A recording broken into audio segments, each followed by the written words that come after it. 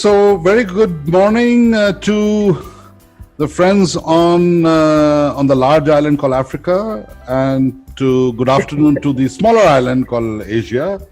And so I welcome everyone to this session that we're going to have on the world of competencies. So I'd like to welcome Dr. Ankkush Puri. Dr. Ankkush Puri is a very close friend and a very, very dear colleague. We've been knowing each other for about 20 years now, and he has been a specialist when it comes to subjects, if I were to say. And in the last about 10 years, he has developed a specialization which goes beyond talent development into talent management and talent acquisition. And he is now sought after by a whole lot of people across India to begin with, on how do you handle outplacement and how do you handle talent acquisition in the specifically in the COVID era. In fact, he has another webinar which is scheduled on Tuesday, if I'm not wrong, Dr. Puri. Wednesday. Wednesday. And we could share the details with you also, which basically on outplacement, all right, in the COVID space.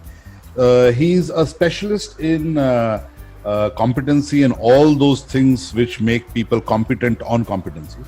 So we're going to dive into that. And to help us get into that journey, we have three missiles of instructors, as I could call them. We have Miss Maha Fawzy, who joins us from Cairo. We have Miss Sona Rao, who joins us from Delhi. And we have Miss Patricia Opondo, who joins us from Durban in South Africa. And so that is the whole set of panelists that we have. So the three ladies are going to go ahead with their salvo of questions to Dr. Puri, which they have sort of created, which basically will help us understand what is competency and how does competency work. This word competency is used so frugally many a times, starting from things like you're not competent to let's refer to the competency dictionary. I really don't know what that means. Okay, but I know that it is of utmost importance. If you go on to the internet, you have enough and more of literature available. But we thought that let's just get this right once. Okay, to give you a background for all the people who are joining in, who are not a part of this party that we have every Sunday called.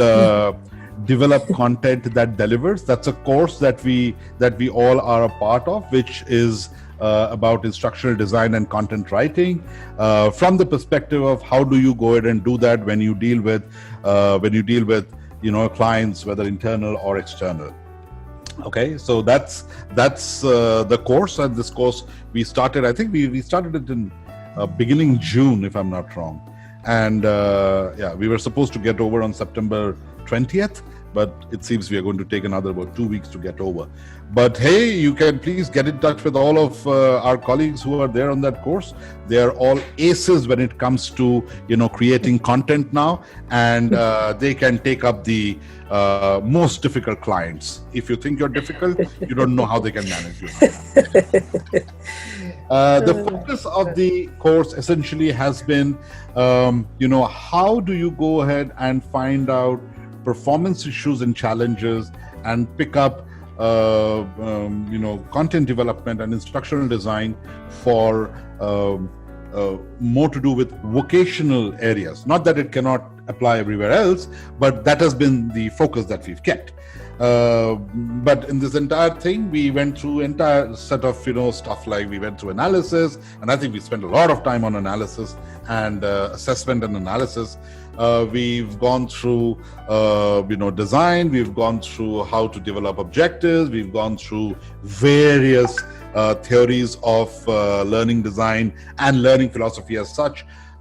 We've also gone through something called storytelling and how to use that as a part of instructional design.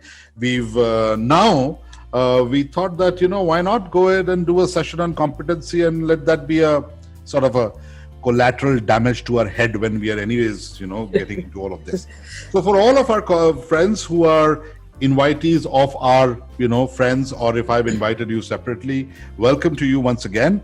And I hand it over to Dr. Puri to start with the session, and you will find it pretty interesting. I will try to respond to most of your questions.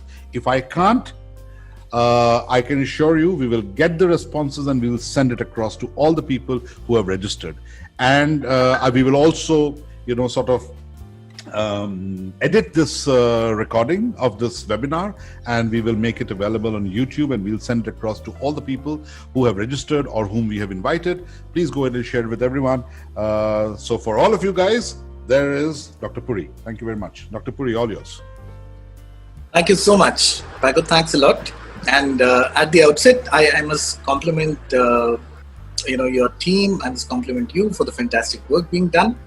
That sounds very, very interesting. So interesting that I think I should become a part of this course now. I'm so excited. Welcome. Hearing all this. Yeah. And thanks a lot for inviting me here. My pleasure, my honor being here.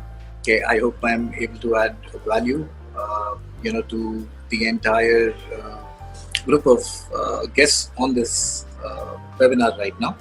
Okay, and so a very, very warm good afternoon to everyone. Okay, and my objective for the time that we're going to spend together is going to be keep this as simple, as logical as possible. Okay, so my objective will be to avoid jargon. I'll try my best. Okay, not to get into theoretical definitions. Okay, and try to make it as lucid and simple as I can.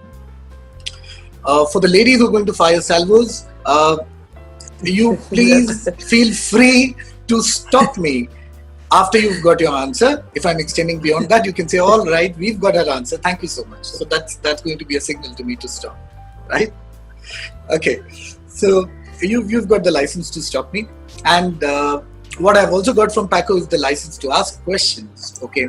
And so I'm going to start off with the first question here, okay?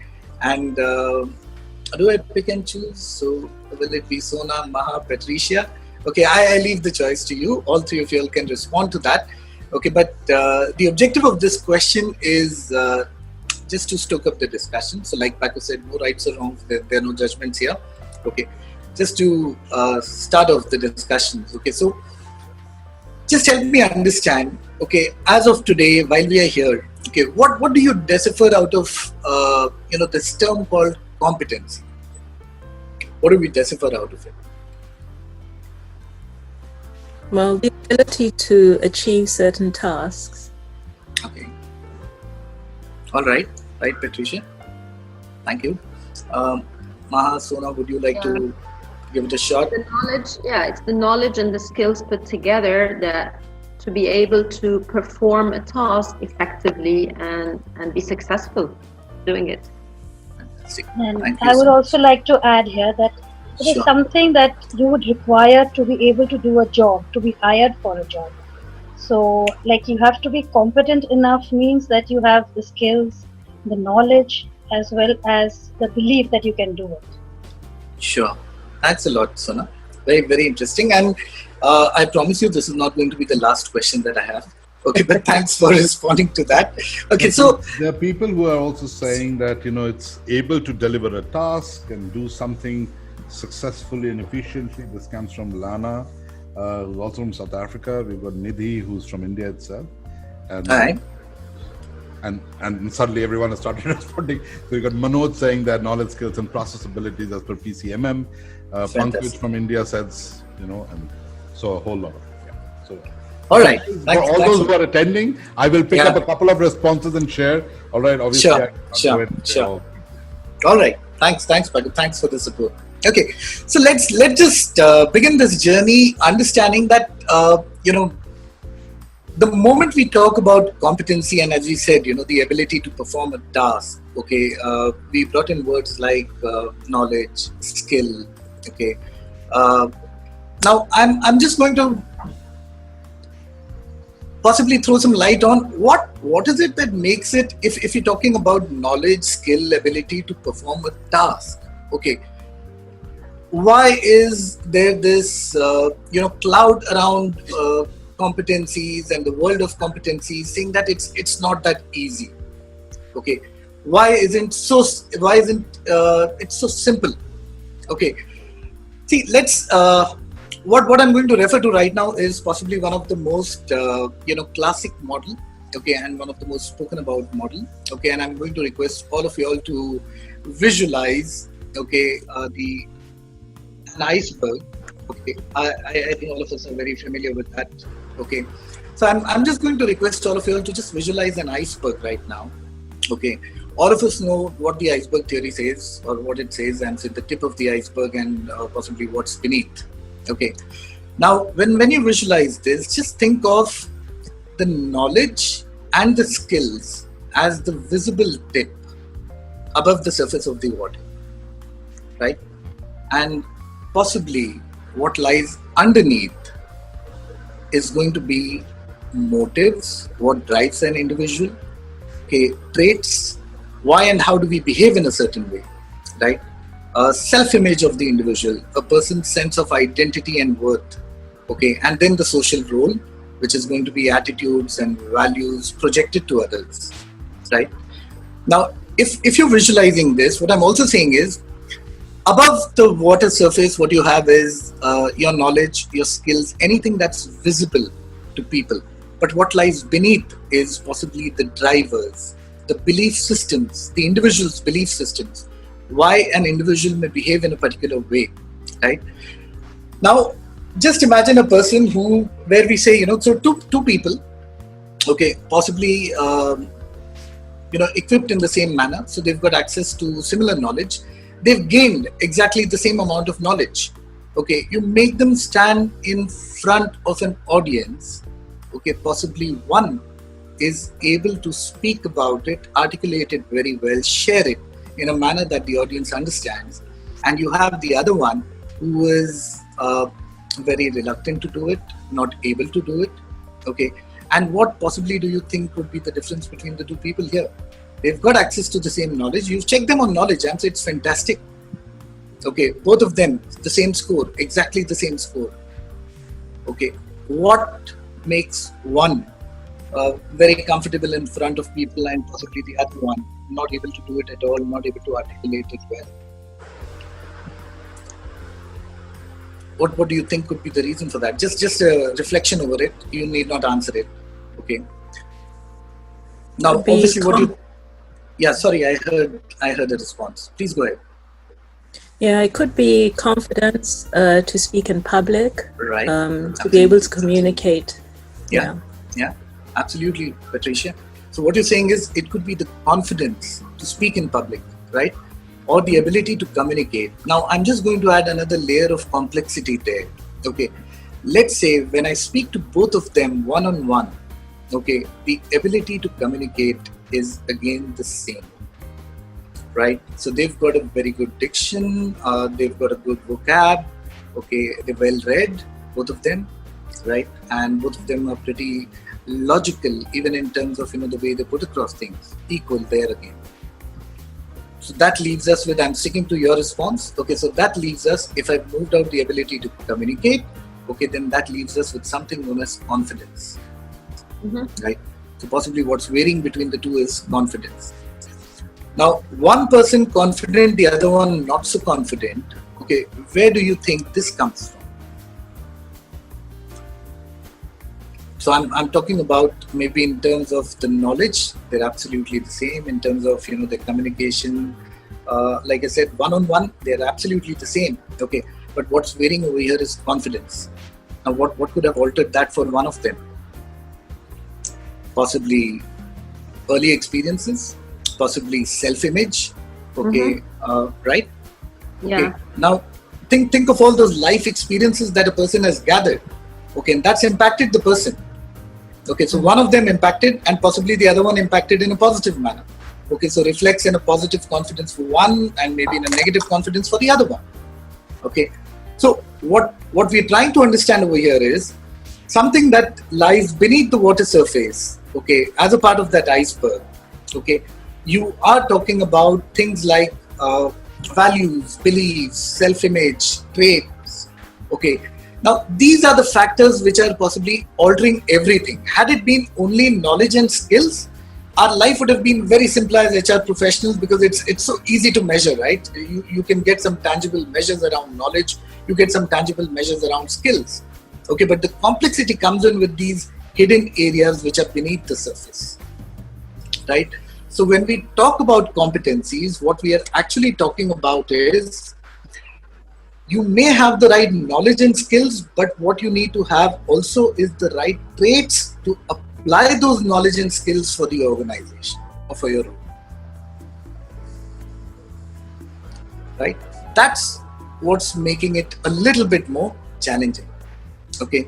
Now, again, visualizing the iceberg, what you'll also see is, as you move from above the surface to beneath the surface, okay, measurability starts becoming a bit difficult, right? So now you're moving into things like, like I said, traits and self-image and self-worth, okay, values, belief systems, okay. It's becoming difficult to measure. So as you are going in deeper into the water, the level of difficulty increases to measure it, okay. And the same applies to the degree of change or the changeability, if I may call it. Okay. So when I talk about anything above the surface, knowledge and skills, possibly very easy to bring about a change. Okay. The deeper I get in beneath the water surface, it's only becoming more difficult to change, to bring about a change. Right? Oh, superb, Ankush. I think that is what I think that has created a sort of a common term and common language for all of us who are there on the webinar right now. Okay, and so I think we can here on start from asking specifics that the ladies would have gone ahead and my colleagues would have gone ahead and figured out, and I guess it will be easier for them to pick up from where you've left. I think the iceberg model is a great analogy, as Makarand also talks about, and of course, so yeah, please go ahead, Patricia, Sona, Maha, all yours. Thank you so much, Dr. Ankkush. It was actually really good that we could really imagine that when I see people around us, whatever they present is actually what you assume that, okay, they can do the job. But when you set them down to doing it, a lot of other things come up, as you said, below the iceberg tip. So that is really good analogy that you gave us. And we have a first question. We have actually, as Paco did tell you, that all of us collaborated on the questions and we have been asked to be, the faces of those questions today. So the first question that we had here is, what is the relation between competency and knowledge, skill, and attitude? You did tell us that the traits are what really matter.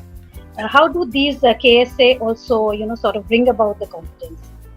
Absolutely. So what we were just talking about, in terms of the definition right now, okay. If you look at, possibly now I'd like to bring in a very simple formal definition, okay, for competency. So I'll try putting it in two different ways. Okay, one, I'll put it as competencies are the underlying qualities, okay, of an individual that are causally related to criterion related superior performance.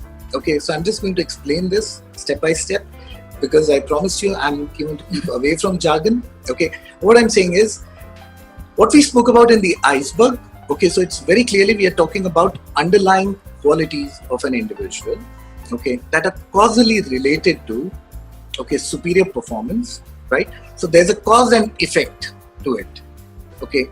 So when we talk about the self-worth, we talk about traits, we talk about beliefs, okay, and like I said sometime back, it's the ability to apply. So does the individual have the traits to apply those knowledge and skills?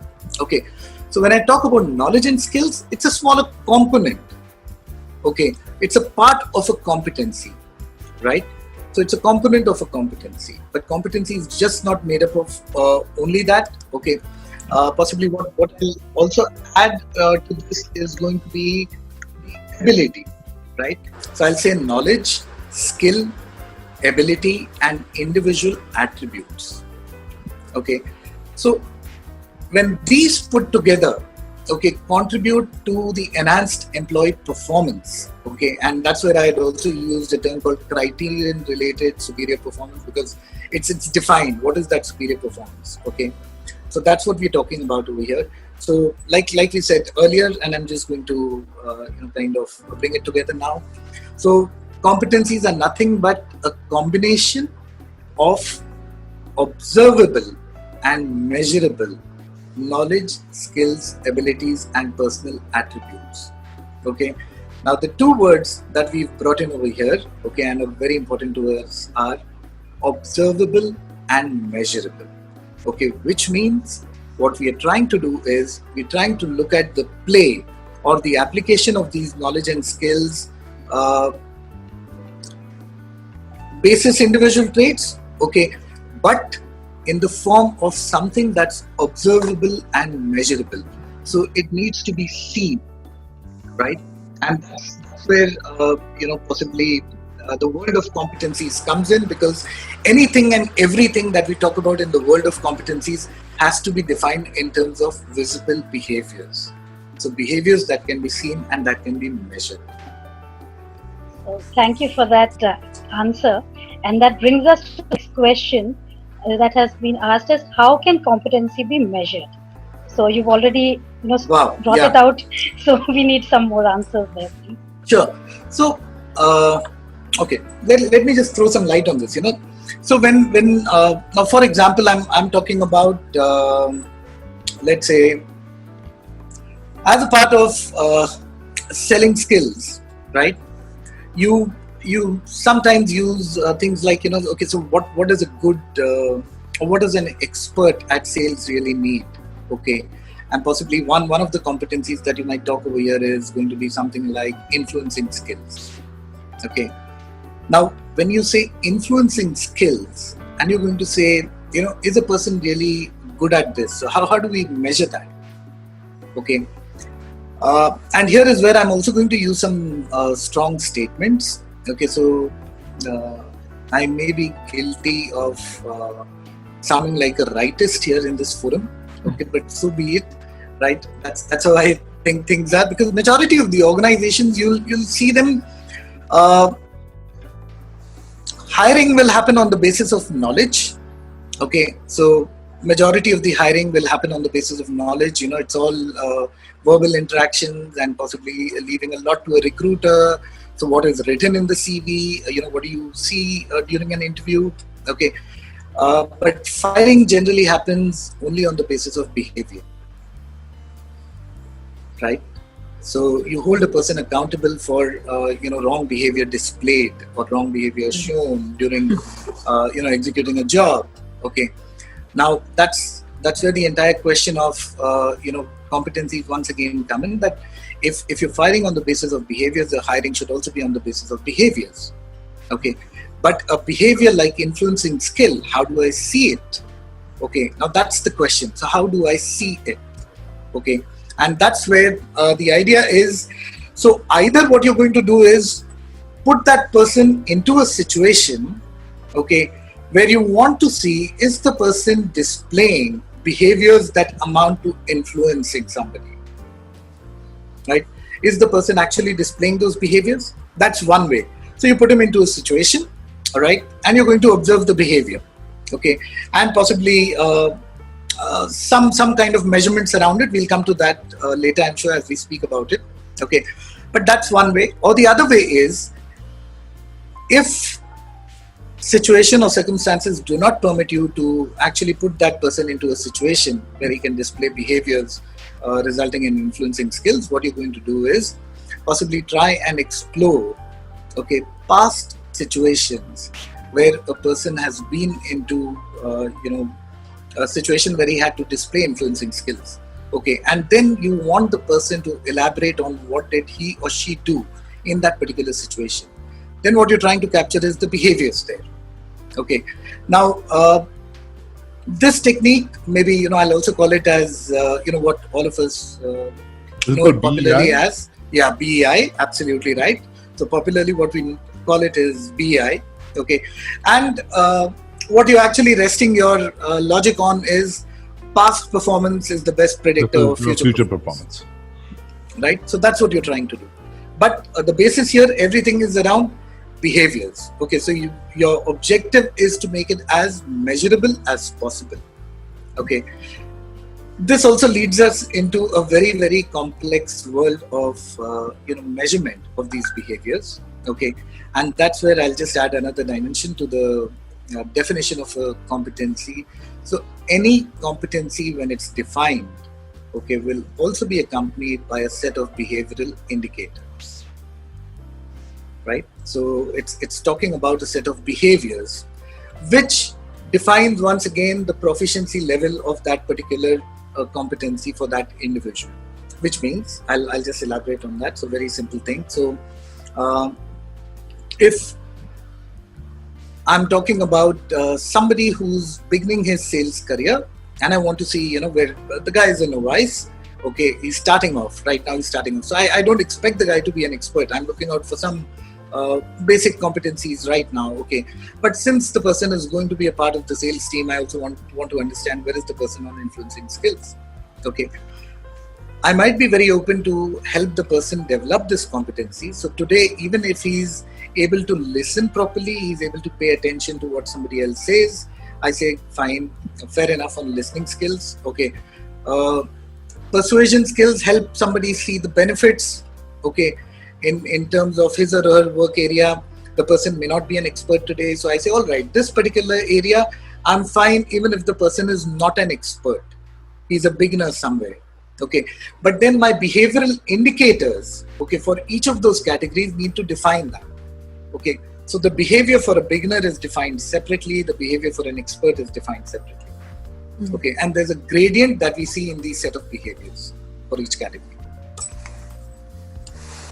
I hope I've been able to throw some light and not make it. It's just that brought another question in my mind. That sure, Sana. Who becomes more competent to be able to decide the competence of others? So that is there. Like, how can be defining who is competent enough to observe another person's competence? So that came into my mind with your answer. And there is another question here.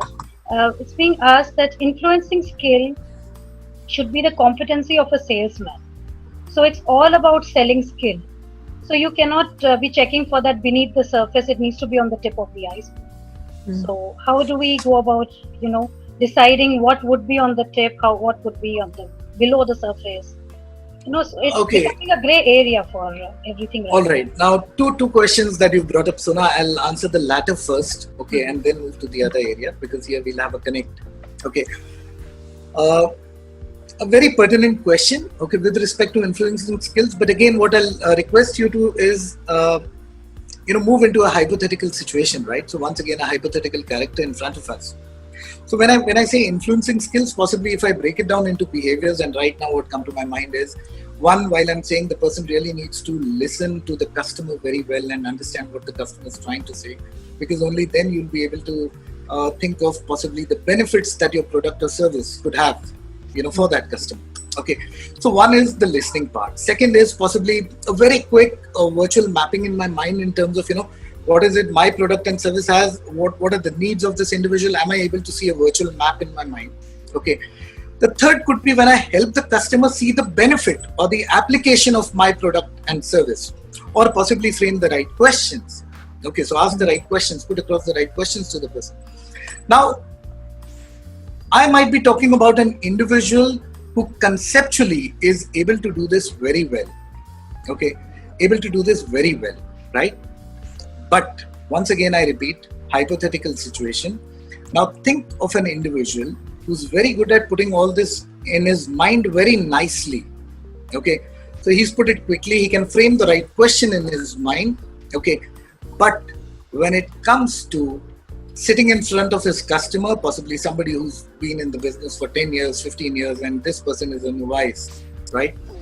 once again doesn't have enough confidence, okay, once again does not have that kind of feel in the voice, okay, because possibly the person is somewhere an introvert by nature, does not feel comfortable. It's a stretch on him to get into a normal conversation, okay, with a lot of confidence, with a lot of openness, okay. There's a stretch there. That stretch could be coming from a trait, which is an introvert. That could be coming because of early childhood experiences, okay.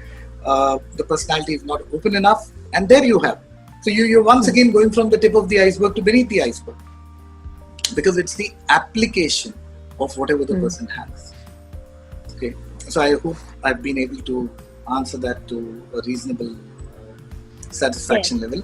Okay, coming back to the second thing that you asked, Sona. So, who would be the right person to assess, right? Okay. Now, this is where in the world of competencies, we also talk about people who actually understand human behavior very well. So people who are able to decipher the difference and able to capture and observe, what a person is doing.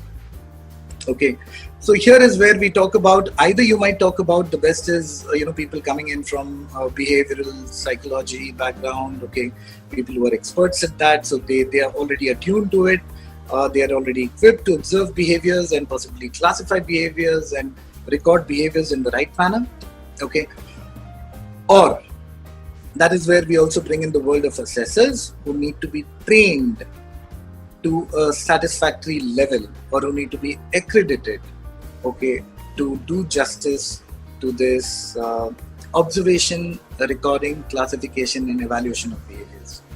Okay, and that's what I've also just brought in is the ORCE primary role of assessors, trained assessors and accredited certified assessors. Okay, so that's observation of behavior, recording of behavior, classification and evaluation of behavior. Okay, so that's where the world of assessment comes in, because what you're trying to do is you're trying to create a set of competent people, okay, who are able to assess people on competencies. Okay, so hence the entire science of assessment. Yeah. So there's another question quite related to this, is that once we've plotted performers on a competency curve, if there is one, how do we set or select the acceptable results? And do we label them as competent or incompetent, or are there any scales that we can, provide them? And is there a norm about setting up these scales? A bit of a long question. So do you want to take it up one by one? Do we need to repeat it? So what I'll request you to do, Sona, is just repeat the question for me. Yes, once that's again. what. Yeah, thank you. So the first one that is quite related to what you were saying is that once we have plotted performers on a competency curve, if there is one, how do we set or select the acceptable results? How do we decide, once we've judged our performers, who is competent enough, who is not competent? Do we have a scale for it? Do we have a learning curve, kind of a competency curve? So that is the first one. All right. Okay. So, all right, before I start responding to this, and what's the second one? You could please add that as well. It's just saying that can people be labeled as competent or incompetent? And are there any scales or any labels that we can put around them? Okay. And there is a third one to this as well. Is there a norm for setting up these scales? Is there a norm for setting up these scales? All right, fine, perfect. Thank you so much. Okay. All right, so let's come to this now. A very, very interesting question here. And I think, what we really need to understand is there are two areas that we're talking about over here. Okay, one is performance and the other is competence, right? Not necessarily the same. So you might still have a competent person for a particular role but not performing.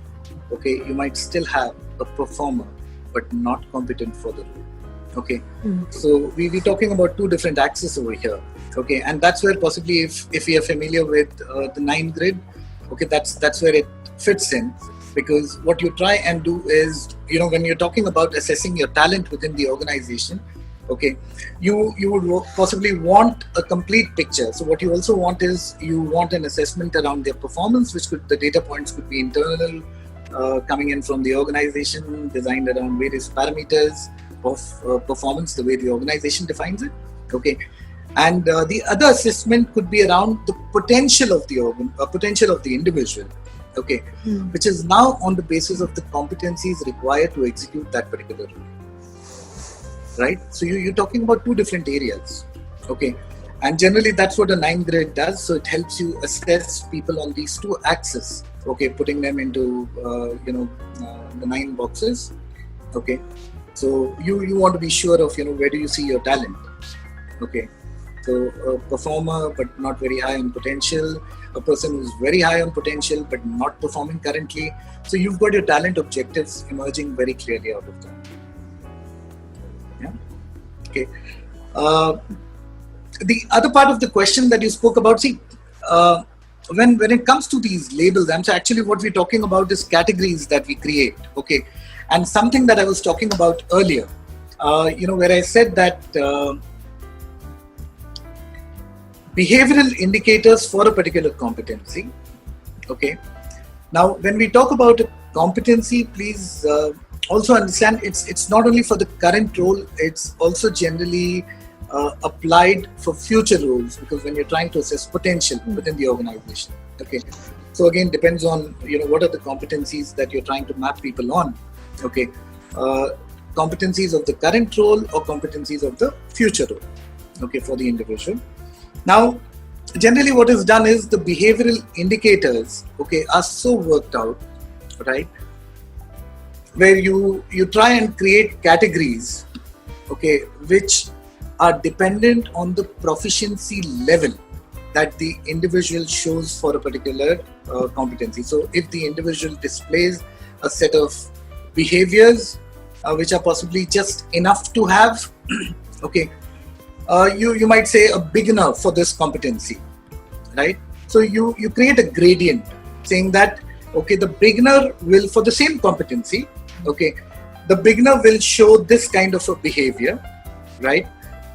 Maybe if I talk about the next level, okay, it could be something like emerging competence, okay, so a little bit more than the beginner. Then it could be competent, okay, who shows exactly what's required, possibly a little bit more again than the emerging category. Okay, then you talk about the expert, and then you talk about the role model. Okay, so you've created a gradient.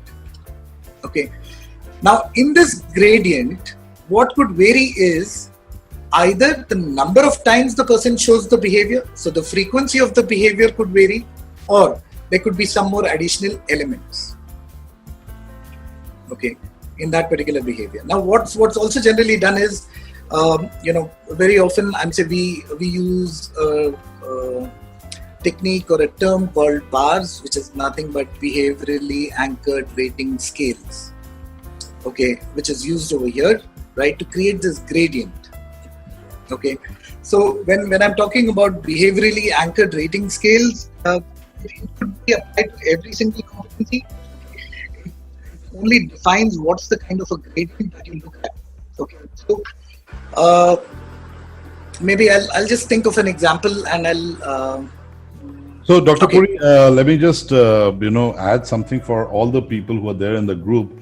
Guys, Sure. you remember I had once discussed competency outcome proficiency indicator scale, okay, which is based on a research done by the a late friend of mine called Sharon Gander, who is from the International Society for Performance Improvement, wherein she had created a 6-point matrix. Okay, a 6-point bar matrix, the way that Dr. Puri is talking about, which goes ahead and says that, okay, if any competency is there, which has a indicator, a behavioral indicator, a visible indicator, then how do you go ahead and say what is the proficiency that a person has on that specific competency, okay, which measures from 0 to 7. So I had, of course, for all those people who've attended my Train the Trainer programs would know that I have adapted that the bar setup or the OPIS or the COPIS structure for the skills and behaviors and competencies required to be demonstrated by a trainer or by a coach or by a mentor in a live session. So I had initially done it for a trainer, but now I also have it for a coach and for a mentor, even for a Viva session, how it is to be done and all that. So that literature is available. In case you wish, I could share it with you guys. Just need to write back to me. And this is for everyone who's there on the call, on the webinar right now, and for all the others who are participants of the DCD course, you already have it. In case you are not being able to recollect, write back to me. I'll send it back to you, which talks about how do you put people up on a proficiency matrix with when it comes to any kind of competency. Yeah. Perfect. Yeah, go ahead, ladies. Yeah, okay. So Dr. Puri, you've mentioned actually sales as a job, which is actually a very good example. So we want to really talk about how do we link competencies to job roles? How do we identify competencies for a particular job or job role? Okay. So, all right. Now for this, let's also understand the entire cycle. And I've heard a lot of discussions around these areas. Okay. So let's assume I'm talking about. Okay.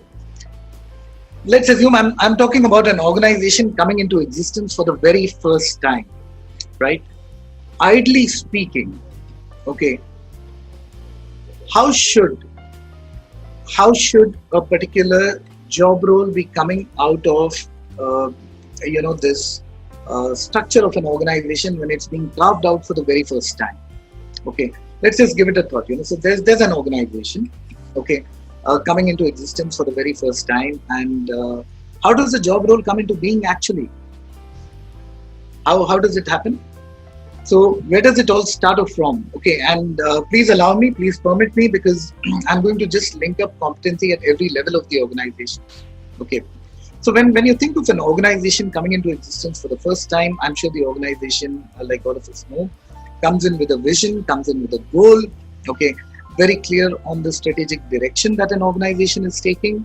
Okay, so when they talk about a very clear goal, when they're talking about a strategic direction, okay, when they're talking about possibly the values of the organization, how is the organization going to move ahead? Okay, it's all actually starting off from there, right? So they need to have a competitive advantage. So the organization also needs to be very clear that these are the core competencies that an organization wants. Okay, so it will start off from there. Okay, so you already have a set of competencies emerging right at the organizational level. Okay, then the organization's goal is broken down into functional goals broken down into respective job role goals. Okay, that's how the journey starts. Okay, so every job is being carved out of a function. Okay, every function, okay, will have its qualitative outcomes described, that this is what we want this job to do as a part of this function. Okay, now when you have the qualitative description of a job, that this is what you want the job to achieve, okay, the next thing that happens is you're going to translate it into measurables. Okay, so which means when I talk about the qualitative description, the broader description of the goals, it's nothing but the KRAs. Okay, KRAs being translated into tangible measures of the job, which is KPIs. Okay, and when you look at the KPIs, okay, for that particular performance to happen, right, you want the individual to perform certain tasks. So it's getting broken down into tasks, and to perform those tasks effectively is where then you start defining the kind of competencies required to perform those particular tasks. Okay, so the competencies are actually being culled out of the performance of a job role. Okay, in order to meet those performance standards, what is it that the individual needs to do? Okay, that's where you bring in the gradient again, right from the basic to the expert, or the beginner to the expert level. Okay, and that's how you're then defining it in terms of competency. various competencies, right? Now, possibly another thing that we also need to keep in mind over here is, okay, I deliberately started off saying that if an organization is coming into existence for the first time, okay, because that's how it moves, okay. Very soon the world around the job role starts changing, okay. When the world around the job role starts changing, okay, the question is, how often has the team responsible, or how often has the organization revisited the competencies for that particular job?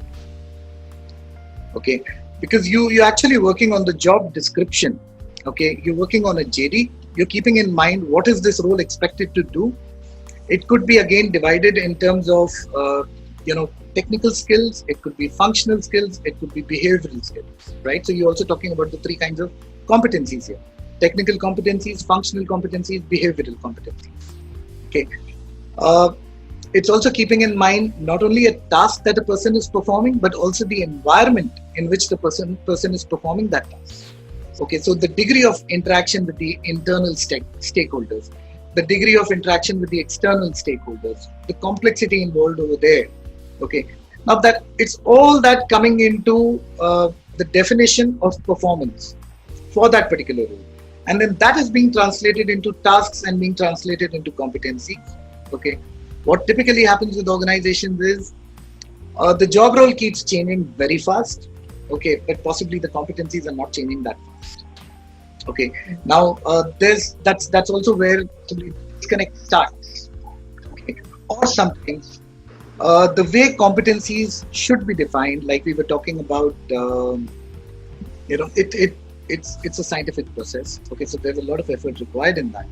Okay, like I was talking about bars, and say creating bars for a particular competency itself is a time-consuming, lot of experts to be deployed. Okay, it's a lengthy process. Okay, now organizations do use, I'll say it's a common practice. Okay, so either you go the empirical way, which is using techniques like bars, or sometimes organizations also use the armchair approach, or possibly. So that's once again with the help of experts. Okay, but not as cumbersome as the bars process. Okay, you might refer to competency dictionaries. Okay, and then start pulling out, okay, that this is possibly a competency that fits in over here for this particular role. So we're just kind of adopting it, we're pulling it out of a competency dictionary and including it in our competency framework. Okay, but logically speaking, that's how it comes out from. So it comes out from the job role. Okay, so JD translating into KRAs, KRAs translating into KPIs, and KPIs translating into tasks moving into competencies. I hope I've been able to answer that question. Yeah. I guess, Yes. Dr. Puri, if you can also take up an example, if you look at all the questions which are coming up, okay, if you can possibly, so the question which Ms. Maha asked was also to do with that, let's say if there's a sales role, and if it's a new organization, a sales role, I mean, you have taken everyone through OD, okay, in about 5 minutes. Okay, so from work and motion study to all the way to competency building, okay, he's put his entire PhD in 5 minutes. So I can understand that. I know it's a very, very vast subject, and it is, there are a whole lot of things. For example, why does it sound subjective? Do we need to construct a scale every time? So questions like that which are coming up. So I guess you don't need to build a scale every time, but you need to have a scale. Yeah. And most of the times what happens is when you create a competency, it is not created in the right manner to be observation oriented. Okay, and it is generic. And one thing which you also talked about, Dr. Puri, is that job roles change very fast, but the competencies related to those job roles are not getting updated at the same speed. Absolutely. And hence 2 years, 1 year down the line, you may find that the role is somewhere else and the competency is looking at something altogether else. Absolutely. It is not that detailed. Yeah. So So I think most of the a lot of questions which are coming up, from our other people on the group is about the difficulty in using competencies in their roles. Okay. When it talks about knowledge, that by the end of the session you will be able to do this, or by the end of the session you will be able to describe something. So it's a very, very binary. It's a 1 and 0 in many, Correct. not all. But when it comes to competency, somewhat we get an idea that it's a little floozy somewhere. It's not really. So is it? I'm open to the idea. I guess everyone is open to the idea that most of the people who develop competency dictionaries or competency maps may not be doing it rightly. So I don't know. What's your opinion on that? And I'm sorry I jumped in, Maha, but I hope you don't mind me asking. Oh, sure. No, in fact, Paco, I must say what you're touching upon is a very, very sensitive area. And like I said, please pardon me for my rightist views over there. Okay, but I believe what you said right in the end, towards the end while you were concluding is there are shortcuts deployed by people. Okay, and that is what makes this world a little bit difficult. Okay. So shortcuts in terms of either not doing it the right way when it's done the first time, okay, or not being updated or revisited as frequently as the competency framework should be. Okay, so there are shortcuts around it, definitely. Okay, and we do understand because it's not the individuals here, but I think it rests on the way systems work today. Okay, because you would typically have the HR stakeholder responsible, the custodian of this framework. Okay, you would have this person working under a lot of constraints. Okay, so while this person is responsible for the talent equation of an organization or the talent health of an organization, this person would also be given constraints like, sorry, this quarter we do not have a budget. Okay, which would be coming from a CFO who's far away from the world of competencies. Okay, because what the CFO is working only on is the Excel sheet. Okay, or sometimes it could also be the dynamism, which would depend on the nature of the business of that organization. Okay, so how fast do things move? The ecosystem for that particular business. Okay, so there are a few organizations who possibly, I believe, are more fortunate than the others. Again, depending on the ecosystem, the industry sectors that they belong to. Okay, and there are a few who operate in a completely dynamic world. Okay, where things change very fast. Although COVID, I think, has kind of created a similar equation for everyone right now. Okay, but otherwise we could see a difference in that, right? Let me also use an example over here. Okay, I think the example, if you will so for example, if you say that, all right, this is how usually a competency is written in a competency dictionary. However, in reality, it should have been written like this. So it will probably help us visualize and build a tangibility around it. Absolutely. So what I'll also do is let me start off with an example of an organization. Okay, creating a complete context over there. Okay, so let me try this out. Okay, I'm just going to give it a try. So I'll not name the organization. Okay, but I'm talking about a small commercial vehicle manufacturer. Okay, so 3-wheelers, as all of us know. Okay. Now, I'm not talking about the typical metered 3-wheeler that all of us see in the not the passenger 3-wheeler, but the cargo-based 3-wheelers. So I'll talk about two categories here. Okay, so one, all of us know the 3-wheelers manufactured by Bajaj Auto. We know that metered 3-wheelers, typically 3 people will sit inside. Okay, and there's the auto driver who's driving the vehicle. In India, but in whole of Asia and Africa as well. Right, absolutely, and we are also aware of the larger passenger 3-wheelers, okay, which possibly work as point-to-point. So they are shared 3-wheelers. They're not private 3-wheelers. So not for a single individual or for a group of 3 people or a family. Okay, this will be shared 3-wheelers where every person is paying his fare point-to-point.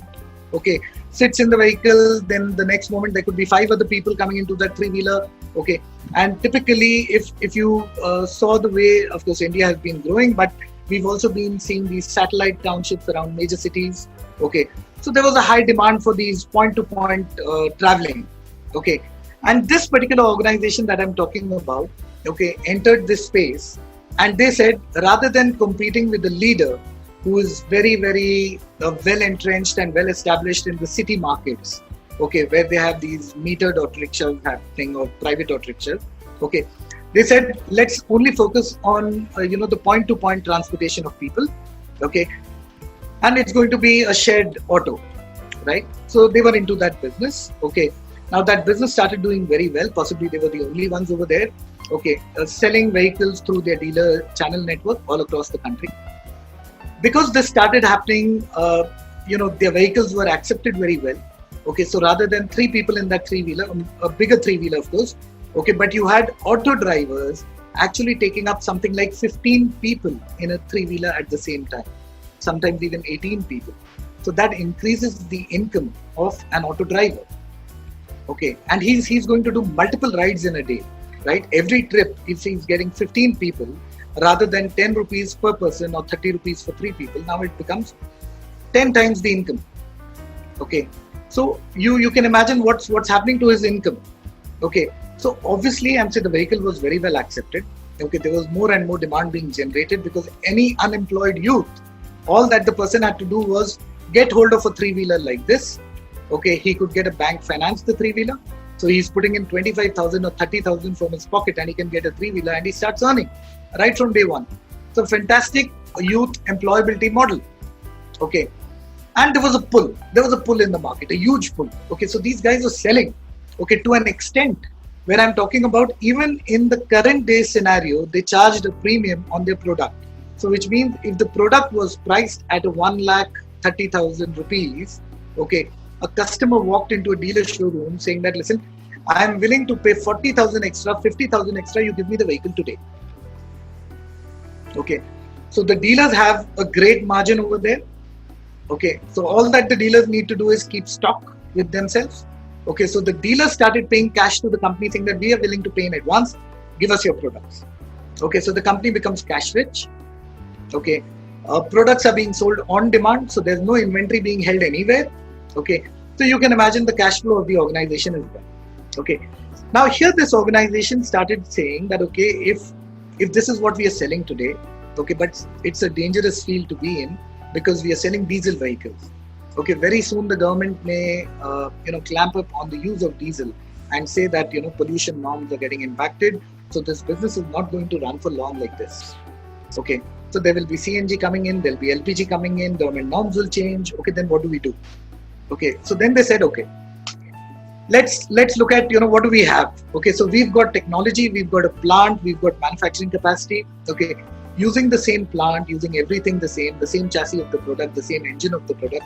All that we do is change the only the latter part of the vehicle. Rather than putting in passenger seats, we are going to put in a cargo shelf, right? And we turn it into a cargo product. Okay, so fantastic, makes a lot of sense. Okay, so cargo product, but when they look at the market, okay, there was absolutely no space, no demand for a small commercial vehicle carrying cargo. Okay, so cargo was supposed to be only these mid-sized trucks of around 4-ton capacity being manufactured by the Tatas or few of them by Ashok Leyland, few of them by Swaraj Mazda, okay, Eicher. That was the market. Okay, but nobody in the small commercial cargo vehicle space. Now here is where they said, this is what we need to do. Okay, so now in terms of competencies, at the corporate level, what the corporate said is, we need to create a competitive advantage for ourselves. So what are we doing? One is the agility at the plant level. So we bring in these changes very quickly. Okay. The second is going to be aggression in the market, because until now, it was a pull market for us. The demand was coming from the market. Now we need to get into the market and create a need for a small commercial vehicle. So which means if there are 3,600 people in the market selling their vehicles, they said we need that kind of aggression now. Okay, and so what I'm also saying is, whatever dealer force that they had was so used to the fact that people walked into dealerships asking for vehicles. Okay, now you're going to change the entire way of selling, say that go into the field, okay, and create a need for these vehicles. Create a market in itself. Create a market in itself. So you are going to walk into a furniture retail store, you're going to walk into a Samsung showroom and tell them that, listen, if you have a customer walking in, why don't you include this free delivery in the customer's listing? Okay, I'm standing right outside your shop. Okay, why don't you give me a vehicle? So why don't you take my vehicle? Okay, so either you buy the vehicle yourself, employ a driver, okay, or I'm going to sell the vehicle to an unemployed youth who's going to stand outside your showroom, okay, and he's going to carry the goods to the customer's house. You give convenience to the customer, okay, and you charge the customer right here. Okay, so club the charges. So now they started creating that need in the market. Now for this, what is required is you need to create a need, which is the competence. You need aggression, which is the competence again. Okay, so you are talking about getting into the market, creating a need, which alters the entire value chain right from top to bottom. So you're talking about creation of a new competency in the system.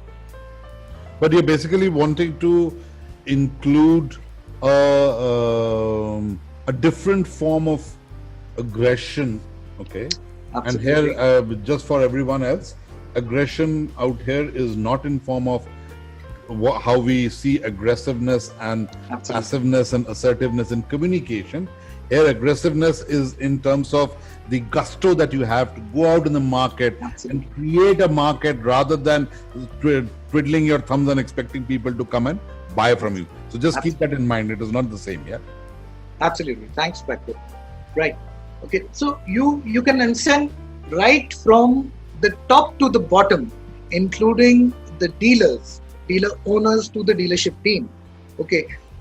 So the manufacturer's sales team, right from their vice president or maybe even from their director to the vice president, to the regional managers, to the area managers, to the sales officers, to a dealer owner, to the dealer general manager, dealership sales manager, dealership sales executives. Okay. The entire team now needs to be aligned to this new set of competencies. Okay. And now they need to demonstrate a completely different set of behaviors. Okay. So if they've got to bring this in, they need to assess their talent once again on the basis of the new competencies now required by the system. Okay. Now, of course, what they did was they also created a bifurcation. They tried to do that because it was a transition. So they tried to hold on to a set of people who were very comfortable with the earlier sales model because they also needed that. Okay. And they tried to transition a few into the new set. Okay. And maybe acquire a new set of talent which comes in with this kind of competence. Okay. Dr. Puri, speaking about talent, we have a question actually about the ability to build competencies. So the question is, can we build competencies and to what extent can we do that? And how much effort should we put into this? And also, if we decide that the competency needs improving, so how do we decide on the training for improving that competency? In fact, in the same example that you've put up, Dr. Puri, about an organization going through a disruption, all right, the disruption in the organization caused by a change in my strategy, Absolutely. and hence my tactics and hence my operations. Yeah. Okay, all three of them. Right. So, keeping the same, background, how would Maha's question be probably responded to? Yeah, and if I might just add, that's Sure. something that just popped into my mind right now. It was not in the set of questions actually, but I'm just thinking about it because you mentioned the iceberg and I keep visualizing the iceberg. Yeah, and below the surface are the traits and the values. So the question is that something that you can build or change? Can you change somebody's traits? Can you really do that? Can you build new traits? Yeah. I mean, Correct. if I don't have the right traits Yeah. for a particular job, Yeah. are you able to build that? Is that something that I can build, or it's something that does not, change traits of a person? So, Nature or nurture? Yeah. Bang on, Maha. So exactly. Nature or nurture, exactly. Yeah. Okay. So bang on, Maha. In fact, that's getting into the most interesting area there. Okay. Now let's just continue with this example, right? So let's visualize for a minute, and I'm going to request you to be with me when I talk about this because I'm going to help you visualize how this organization is working, right? So like I said, you have the manufacturer's sales team, which is possibly the regional managers who typically take care of 2 or 3 states put together. Then you have the area managers who would typically be looking at one state or smaller than a state area. Okay, each area manager would be roughly be responsible for around 10 to 15 dealers. Okay, each dealer having one sales manager and 4 to 5 or maybe 6 sales executives. Okay, now let's just look at this, right? So what's happening over here is a complete system which is so attuned to a pull kind of a system. So the customer walks in, all that you're expecting your sales guy to do with the customer is try and form an assessment of the urgency of the customer and try and negotiate for a better deal. Okay, because that was all that was required when it was the passenger vehicles. Okay, so it was a pull market. All you're trying to do is, okay, find this customer. Okay, fine. It seems to be very important to him. This guy needs a delivery. There's a festive occasion. There's something in his family. Okay, maybe his younger brother is getting married next month. Before next month, he needs a vehicle for his younger brother. So he wants to show that the guy is, doing something. Okay, now because there is a timeline to it, because there's an urgency, now these people were very attuned to the fact that, okay, so I'm not going to drop down my margins. I'm possibly only going to ask for a better premium. Okay, so that was the kind of a skill required over there, right? Now, when the organization changes its strategy and when the organization says that, listen, we are no longer going to sit in the showrooms now. Okay, we're going to step out into the market. We are going to approach these showrooms, right, on one hand, where we're going to show them a benefit of why they should have cargo vehicles, either they be the owners, okay, or you're going to actually walk into these small popular joints where youth sit together, okay, and try and give them a presentation or show them the benefits of how they can own a cargo vehicle and how they can get into business, and it could be a means of livelihood. Okay, now when they start doing this, imagine what these people need to do at the market level. So every dealership now needs to have a clear map of how many furniture shops, how many white good manufacturers, okay, how many gas agencies, how many water distribution centers, water bottling distribution centers do they have around in their area. Okay, so you're actually now talking about mapping your market. You're talking about gathering information. You're talking about planning. So if a sales manager has got something like,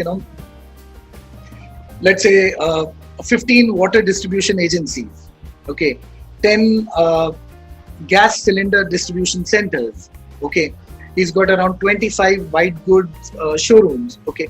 Now, first of all, this person needs to get this information from the market, okay, so map out the areas, understand where are the population pockets, so where am I going to find these kind of people, okay, have a count of them, get information around them, then actually plan out and help his people plan and reach out to these people.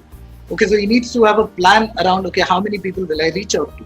What is the time that I'll take to reach out to these people? What is the kind of a manpower that I have?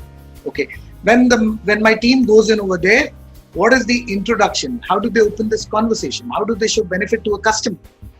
Okay, now look at how the job role is changing, right? And the expected outcome is changing.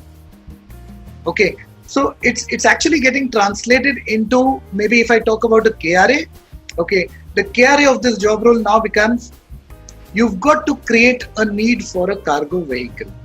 Okay, you've got to capture the market share as soon as possible. You need to meet your sales targets. Okay, so sales targets I'll bring it to later on, but you're creating a need, you need to capture the market share. Okay, you need to ensure that you've got penetration in every new segment. Okay, now these are the KRAs, okay, coming in from aligned to the strategy of the organization.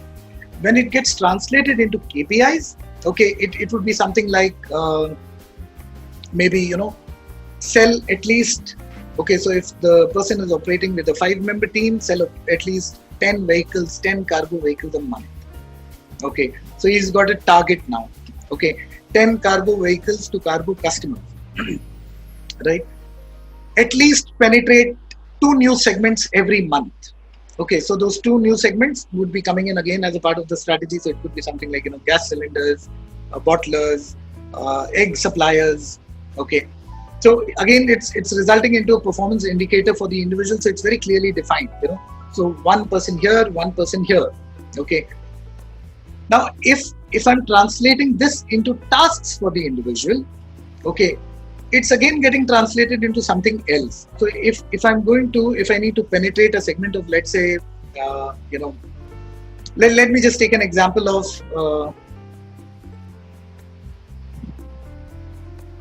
a white goods manufacturer. So there's a Samsung showroom. Okay. Now, if I need to create a need for a Samsung showroom owner to buy a cargo vehicle, okay, the tasks for this salesperson now are very different, because he needs to go there, first of all, understand, get into a conversation. Okay. So the way he introduces himself is not that I'm here to sell a business vehicle to you, but he says, I'm here with a business proposition where I'll help you save more money. Okay. I'll help you increase your sales, increase your customer satisfaction.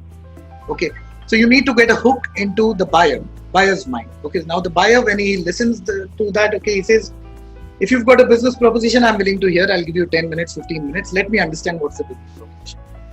Had this guy told him, I'm here to sell you a vehicle, the first thing the customer would have said, sorry, I don't need a vehicle. Okay. But when he says a business proposition, he says, okay, let me hear you out. Okay. So what's your business proposition? Okay. Now the guy starts off saying, how many customers do you sell your products to in a day? Let's say he says around 20. How many of these do you hire a vehicle from outside to deliver this to your customer? Who pays it? Does your customer pay it or you pay it? So he says, the majority of the times I pay it, I take it back from the customer. So they have to pay me. Okay, fine. So how do you do this? So he says, we generally look out for a person, we call a person. So which vehicle do you get in? Okay, so he would say possibly an iShare, a bigger vehicle. He says, what does he charge you? 600 rupees a trip. Okay, fair enough. How many trips in a day? So he says maybe 10 trips in a day. So he says, okay, so 600 per trip, so which means 6,000 in a day. He says, yeah. So he says 6,000 multiplied by 30 days. Okay, so 18,000 in a month, right? 18,000 multiplied by 12. So this is what you're spending in a year. You're paying this out, right? What if I help you achieve or save at least 30% of this money, or maybe 40% of this money? Okay, now that also seems a good margin to a shop owner. And he says, okay, fine. He gets interested and says, how do you do that? He says, okay, this is what you do. Okay. So rather than going in for somebody outside, one, you have the option of owning your own vehicle. This is what you put in today. Okay. This is your EMI per month. Okay. This is what you save, because now you are charging the customer for a smaller vehicle. So your trip cost will come only to so much. This is the amount of diesel. This is the amount of consumables. He works out a complete case. Now just look at what it has translated into for the salesperson. Now for the salesperson, this entire strategy is now translated into, rather than only sitting into the showroom and having an assessment of how urgent the need is and having a commercial discussion, now it is a matter of, first of all, walking out into the market. It is planning, how do I prospect? Okay, so I need to gather my market intelligence. I'll have to first observe that, okay, I've got 3 shops in my area. I need to find out who the owner is. I need to have a right time in my mind to catch hold of the owner. How do I walk in? How do I introduce myself? How do I get a hook into my conversation? Okay. Then it's translating into the fact that how do I actually ask the right questions so I'm able to understand the business? How am I able to think quickly on my feet so I create a business case right in front of the individual sitting over there working out my calculation? How do I show him savings? Okay. So I'm also creating a persuasive case. So I'm persuading the person, I'm influencing the person. Okay. How do I show the other benefits related to that in terms of customer satisfaction, agility, speed, okay, whatever the person has. And then after that, I come into closing my sale. Okay. And then of course, following up and then the after sales behavior. But look at how the required competencies have changed, because the task completely is different. The role is different. Right? And then coming to Maha's question, if I carry on with the example of the same organization, very soon they started finding out that there were people who could understand planning. There were people who could understand the sequence of questioning, how to create the right kind of questions, but once again, they were unable to get the attention of the buyer in front of them. Either they were too shy to do this, okay, or they were afraid to do this, or some kind of a complex in their mind in terms of why they're not coming out or coming across as effective conversationalists, okay, or confident conversationalists at that point of time, right? Now the answer could be, we are moving to beneath the iceberg areas. It was clearly identified by the organization that if there have been past performers, today they are not able to do this, while possibly they understand the sequencing of questions, they understand the framing of questions, they understand the commercials involved. Okay, they're able to do this. Okay, but they're not able to demonstrate the right behaviors. Okay, there come in the other techniques. So if I would be talking about a particular skill like prospecting, I'm talking about a skill like framing the right kind of questions, I'm talking about the sequence of right kind of questions, I'm talking about things like financial calculation. Okay, that I think was possibly the easiest thing for them to do, because all they had to do was roll out a set of training programs, so training these people around this.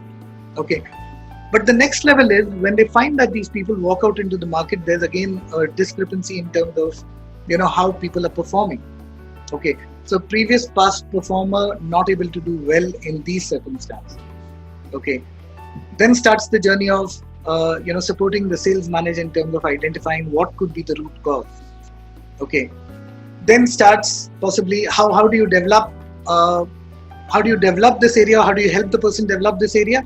Could be in terms of there's guidance to a person, there's coaching to a person, there's motivation to a person. You creating a psychologically safe environment around him, saying that these 3 months it's absolutely fine, we're going to give you some grace period, it's not a reflection on your performance, this is a learning time. Okay, so then you start experimenting with the things around, okay, as well as with the individual. So does the individual need coaching?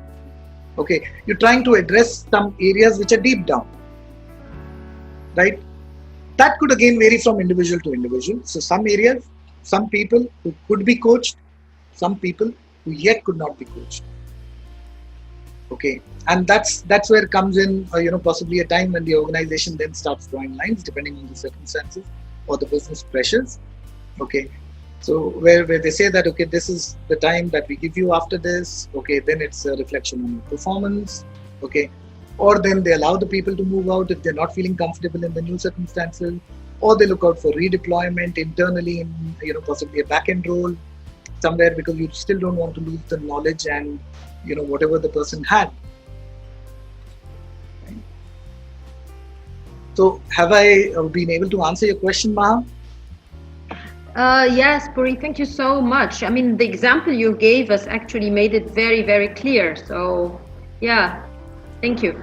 I wanna just add something that had to do with assessors. You mentioned earlier something about having assessors and of course, doing assessment centers, using psychometrics and so on. So, okay, I just want to relate to an experience I have. I mean, if an organization decides to hire external assessors to do that for them, to make sure that the process is objective and they're following the competencies, behavioral indicators. For some organizations, this might be a bit costly, and you were talking about budgets and so on. Yeah. So how do we ensure that this is done and it's done well and it's done accurately if an organization decides not to do this through a third party, or they do not outsource that? Do they need to train people inside the organization to become certified assessors? Which is usually not the case. Yeah. They just have a number of people or HR team doing assessment, and then you cannot ensure the objectivity and the reliability of the results. Absolutely. So what is the best practice if an organization would like to do it right, but would like to save the cost?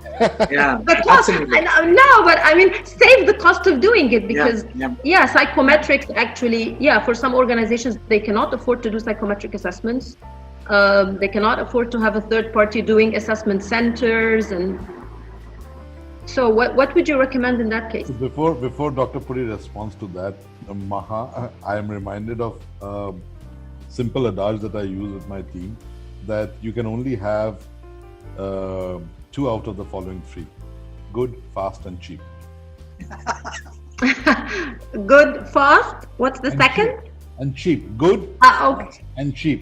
So you want Well, something- you know, Paco, good all and clients cheap. want the 3. All clients want the 3. I mean, this is the nature of clients, actually, that we work with. You're right. In fact, Dr. Puri is going to respond to your question, but this also reminds me, I'm reminded of something that Dr. Puri and I were discussing a couple of days back, that probably, we are it's still on the drawing board, but we will possibly look at not so costly, practical course on how to build competency structures and competency dictionaries, all right, in organizations, and we will probably open it up for everyone to attend. But we believe that it's going to be a very strong course, which will be a practitioner's guide in how to do it. Because you're right, Maha, people want all 3. They want it good, they want it fast, they want it cheap. All right, and honestly speaking, if you try to do all 3 of them, then the only other way is that you do it yourself. And there are thousands and thousands of HR and L&D professionals who are being put into that precarious situation to do that. And unfortunately, because they can't go ahead and afford, if I were to say, a Dr. Puri to come and do it, okay, they somehow do it. And when they somehow do it, and the same way that at one point of time, Dr. Puri and I were also subjected to it, that we somehow went ahead and did it, and it took me at least about a year and a half to understand. And should I be spending that much amount of time in learning it and then doing it, or probably get into a dialogue or a course with Dr. Puri and say, hey, please teach me how to do it. So give me those tools. And probably that's something which is this new course that we are talking about, might talk about. But that being aside, let me allow Dr. Puri to respond. Yeah, if I may just add, Paco, I think this is a great course, that you're talking about. And if possible, if you may add to it how to do assessment, how to become an assessor, how to observe, the positive indicators, negative indicators, what is there. And because I see a lot of people who do not do it right, but then you rely on the results and you say, okay, these were the results of the assessment, but you're not sure that it was, valid and reliable. So the worst thing which happens, Maha, and for all my friends out here, so what did Dr. Puri say? Are they observable, right? Okay, so observation means that I'm observing right now, and observing that Maha is wearing a necklace, let's say, okay? Now, if I were to fill up that checkbox half an hour after the session is over, I would rely on not observation, but my memory. Absolutely right. And after half an hour, my memory would say she was wearing a necklace, okay, which currently is stars and circles and all of that. Half an hour later, I will forget the stars and circles. I will remember a necklace. Maybe after 3 hours or 3 days or 3 months, my memory will say that, oh yeah, she was wearing a diamond necklace. So when you talk about an assessor, one of the cardinal rules is about observing it there and then and making that assessment, making that observation, which is what people don't. I have so many of my master trainers who in the beginning, all right, would say, once the session is over, now let me write down what happened out of their memory. And that is unfair. And that's exactly, probably we'll pick it up later on with Dr. Puri. Perfect. But what you're saying is absolutely right. And in fact, I think the question that Maha brought up is, again, something very, very interesting area. Okay. So in principle, Maha, if you ask me, is there something wrong in having internal assessors? No, absolutely nothing wrong. Okay, because if the process is followed to the T, okay, there's nothing wrong in that. Okay, so if they are credentialed assessors, okay, if the process is followed well, then I think it's a beautiful practice, makes a lot of sense. You save a lot because you're doing it internally. Unfortunately, our systems don't work like this. Okay, so I think I must also make a mention of the fact that a recent survey, okay, conducted within India also spoke about the challenges that HR professionals face. Okay, and one of the common factors that emerged over there was the team size isn't enough, okay, to handle things themselves, because I think they're burdened with a lot of other work. Okay, and possibly again it's the ability of the organization to balance where is their energy being spent. Okay, so are they able to spend energy on aspects like this? Do they have the time? Do they have the bandwidth to do this? Or are they caught into a lot of other areas? Okay, now this would again depend on how timely things are done, how planned things are, how planned schedules are, how do they adhere to their plans. Okay, right? It's all a complete chain. Okay, so you go from one region into another, and keep moving around now. So nothing wrong in that, as long as the assessors are calibrated, they are trained to do it. Okay, but what also happens with organizations is, because of the other baggage that they carry, okay, there's also this slippery area that they want to avoid, saying that if internal people are assessing other internal folks, there could be bias. Okay, so there could be a halo effect, like Patco rightly mentioned right now. So 3 months down the line, possibly what he'll think of is, or what he'll be able to recollect is the diamond necklace, because 2.5 months after today's incident, he saw you wearing a diamond necklace. Okay, so possibly what he recollects is the diamond necklace more than anything. Okay, now there's very much possible when you talk about internal assessors. Okay, and that is why organizations look out for external partners, because one, they want to keep away from the bias. Two, they want to keep away from being accused of any bias. Right? So one is a bias which can actually happen. Two, even if there's no bias happening, okay, they don't want to carry that baggage. Okay, and then comes in the other part. So if they're going to support for an external partner, then of course comes in the cost, and then come the other factors, and that's again something that Maha, you rightly said.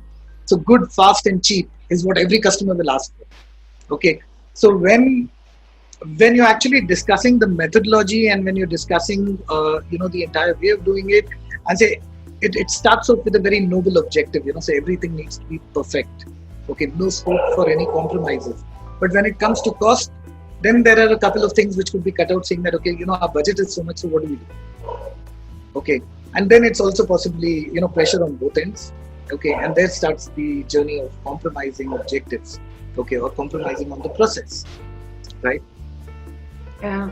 So I think it only depends on the degree of seriousness that an organization assigns to these processes. Okay, and to a very large extent, I'll also hold the role holder accountable for this, because the role holder makes a lot of difference.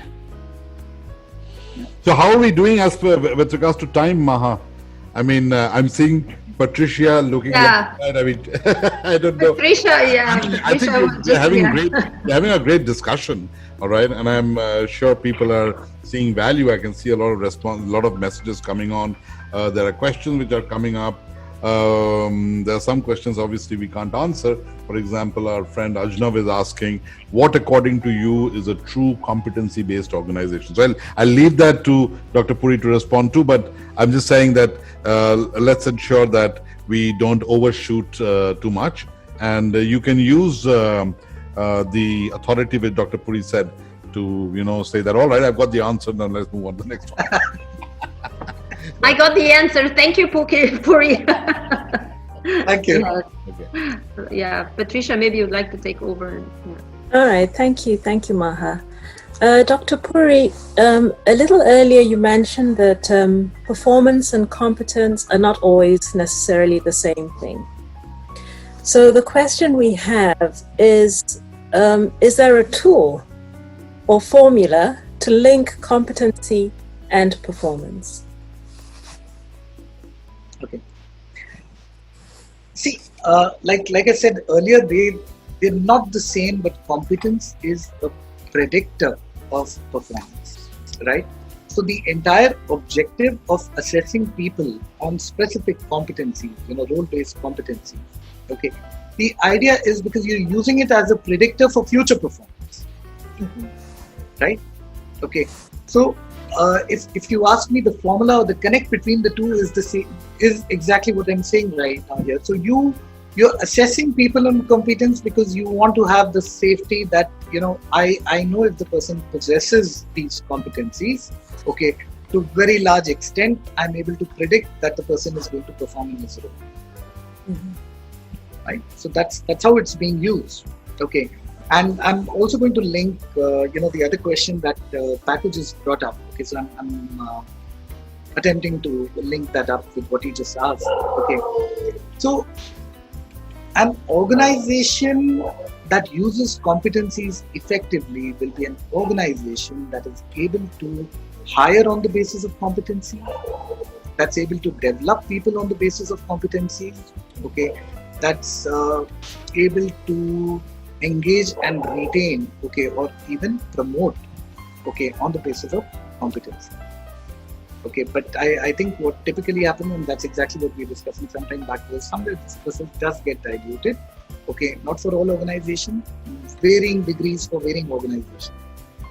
So any organization that you feel, which is a global organization, which epitomizes the use of competencies in, as you rightly say, hire, develop, manage, promote. So, Paco, I'll refrain from using any names here. Okay, yeah. So, now you have the answer. You can't say that, I never took up your question. It's very difficult, I mean. Yeah. I appreciate what you that, Dr. Puri. Yeah, please go ahead. No, thanks a lot for understanding that, and I hope Arnab also understands that. See, the idea is, now in my work experience, we've partnered organizations, okay, in their journeys.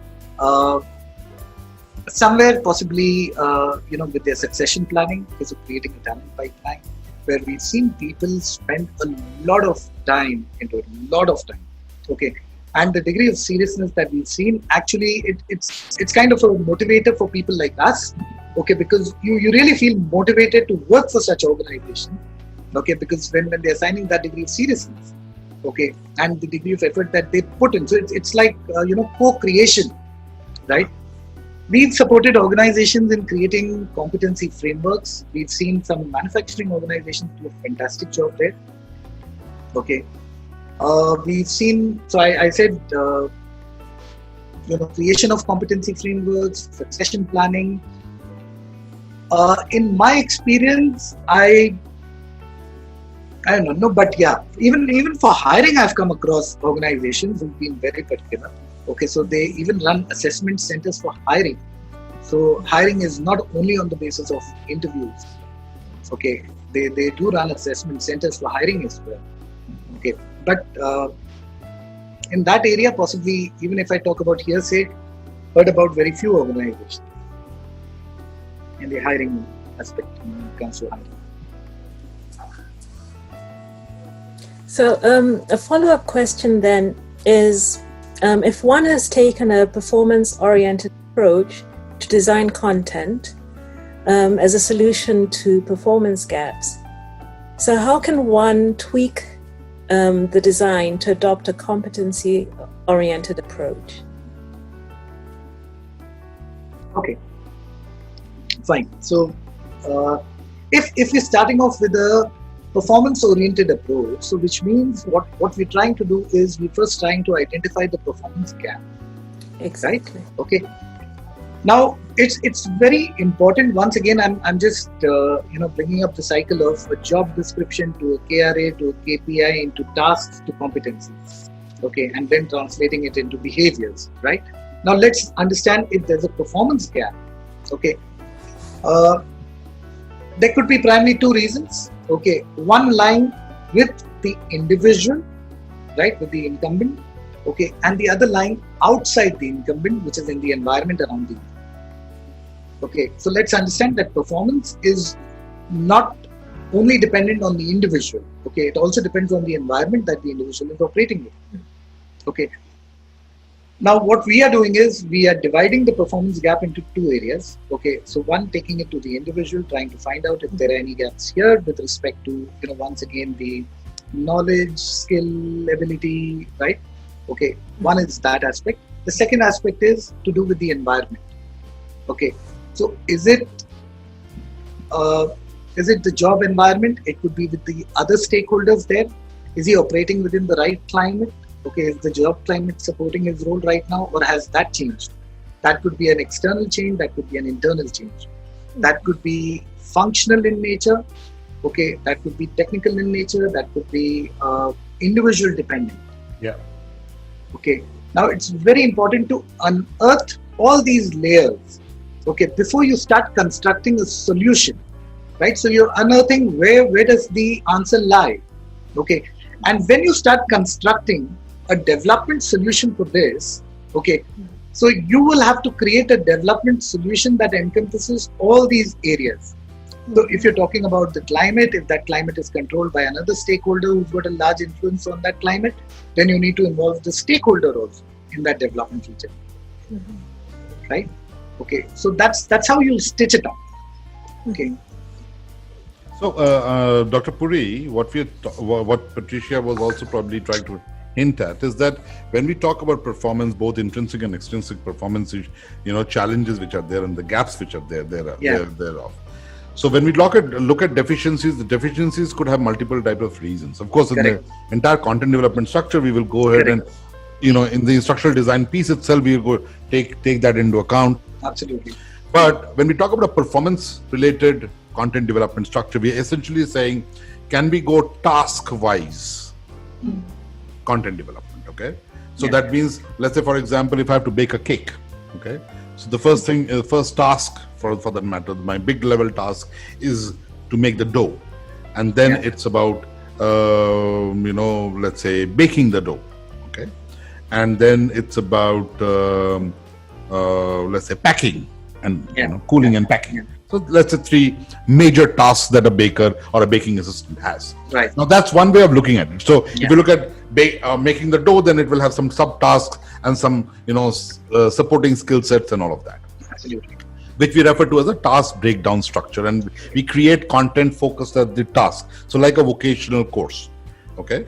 So when a vocational course is being done, we go the task based, and we add all the additional wisdom into it. So for example, what are the behavioral skill sets required, or what are the behavioral competencies required, or let's say what are the other functional competencies which are required. For example, I might need to know how and when to do first aid, okay, in case of a fire or whatsoever.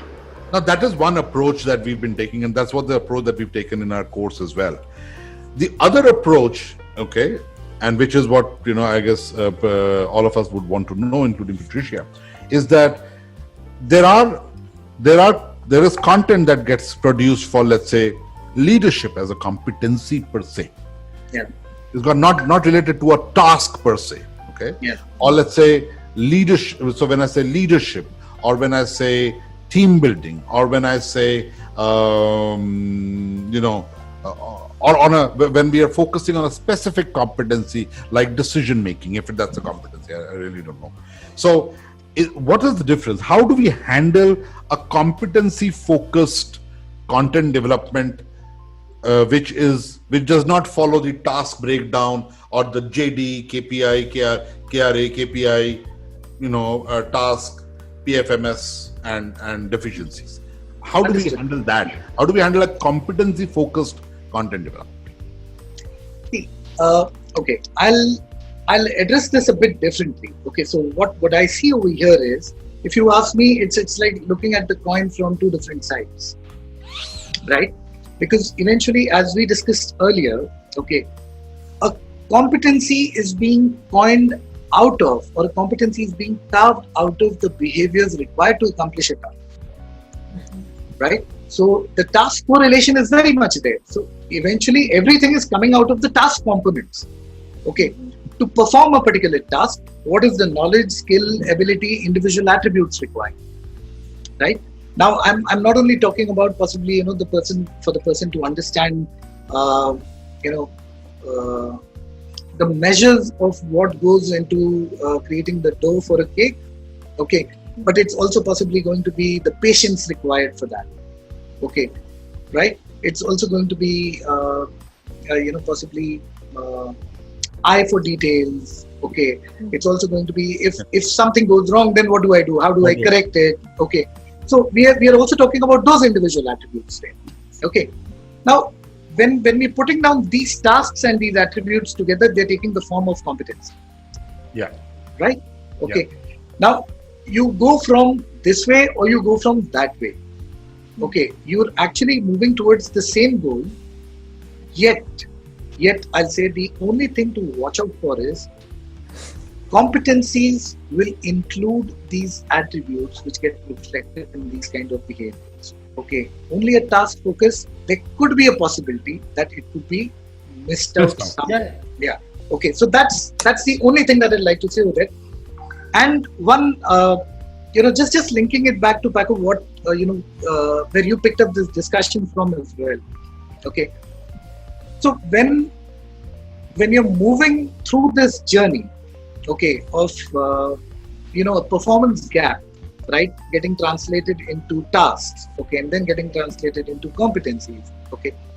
And if you're talking about an existing organizational setup, it's also very important to. So while we said unearth the layers, okay. There could be something with the individual that needs to be worked upon. There could be something with the environment that needs to be worked upon, or possibly the enablers that need to be worked upon. Okay, so it could be process as an enabler, it could be technological tools as enablers. Okay, so something needs to be worked upon there as well, because the performance gap could be because of that as well.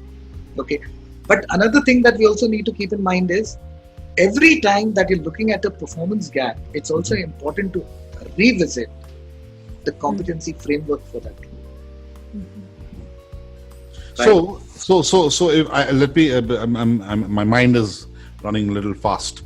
Yeah. So for example, the way that we come across, if Maha walks into, let's say the Egyptian Chambers of Commerce, and they say that, hey, I want you to go ahead and do leadership training. That is how usually conversations start.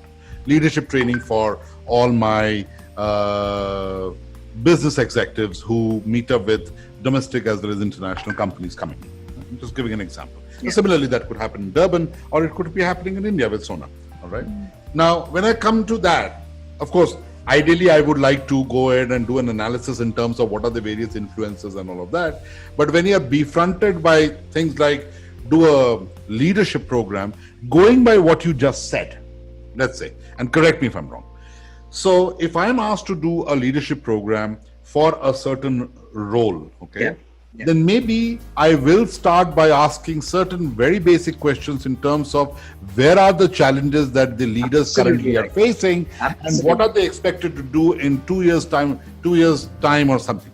Now, these leaders might be functionally different in different, areas. So one could be in sales, one could be in operations, one could be in government tie-ups or anything. Correct. But they're all leaders. Yeah.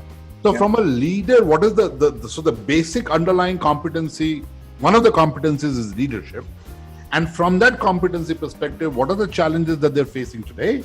And what are the expectations, let's say, from them, 2 years down the line or 5 years down the line? Correct. And hence, what are those elements that I need to build? And that helps me also to contextualize the content that we are going. Yeah, very true.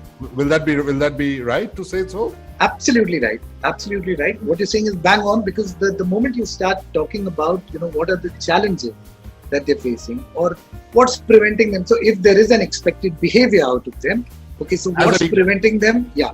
So what's preventing them to demonstrate that behavior to them? What's keeping them away? Right? Where is the challenge? So again, it would either come back to the individuals, some mindset, some conditioning, okay, or it would move into the environment. Yeah, intrinsic Right? or extrinsic. Yeah, absolutely. Okay. So, Patricia, does that answer your question? Yeah, perfect. Thank you. Which also nicely leads us to look at competency as a strategy in organizational context. So the question we have is then, how do you build a competency matrix for an organization or a team? You've taken $10,000 away from Dr. Puri, huh? That's not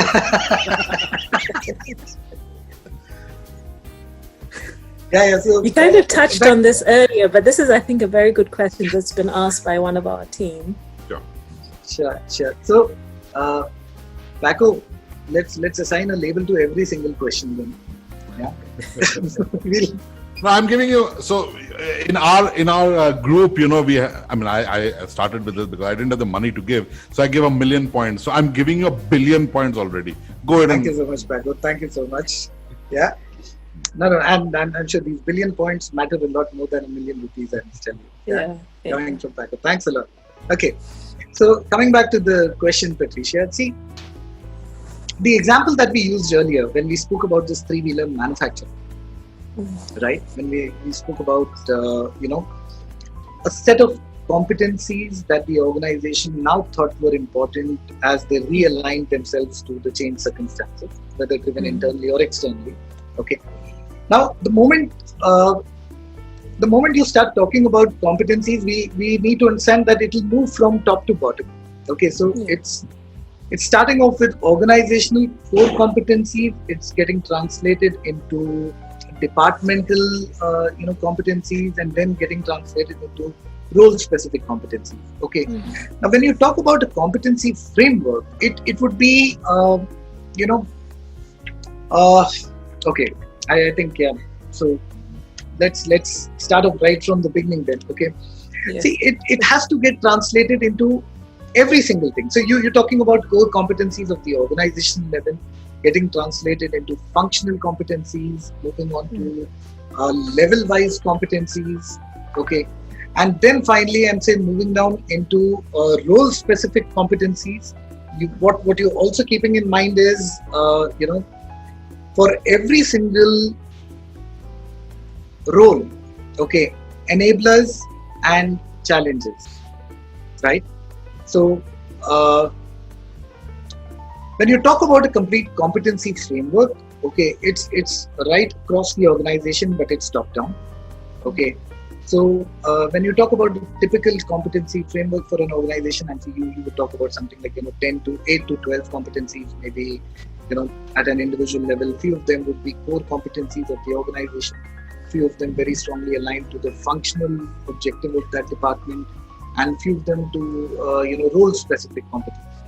Okay, contextualized to the role, right? Now, how do you go about doing this? I think. Okay, I'll bring in some, maybe, we'll have to just dwell upon or touch upon some technical areas that I'll talk about. Okay, so the answer lies starting from the vision and the goal of the organization, the earlier journey that we spoke of, right into job descriptions. Okay, job analysis, right?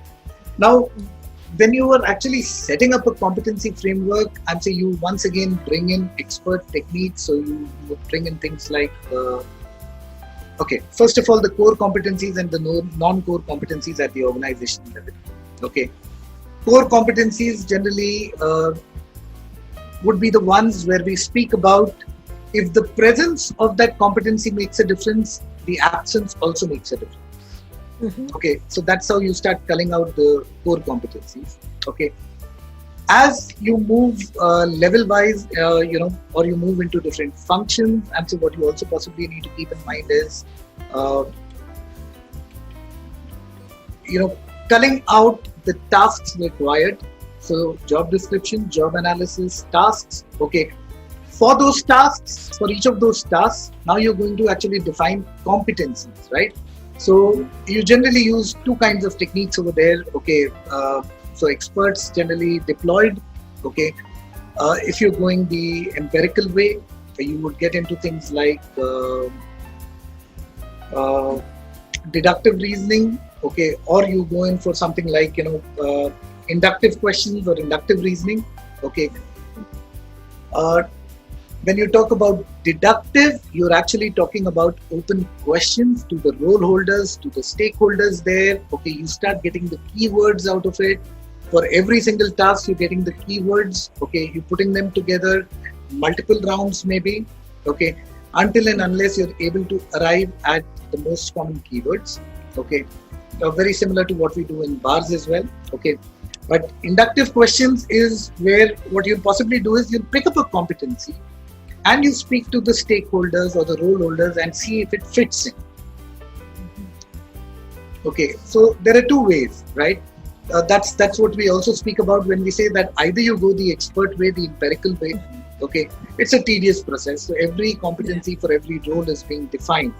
Okay, so you'll bring in techniques like bars, there's statistics involved. Okay, or then you have the armchair approach where you referring to existing competency dictionary.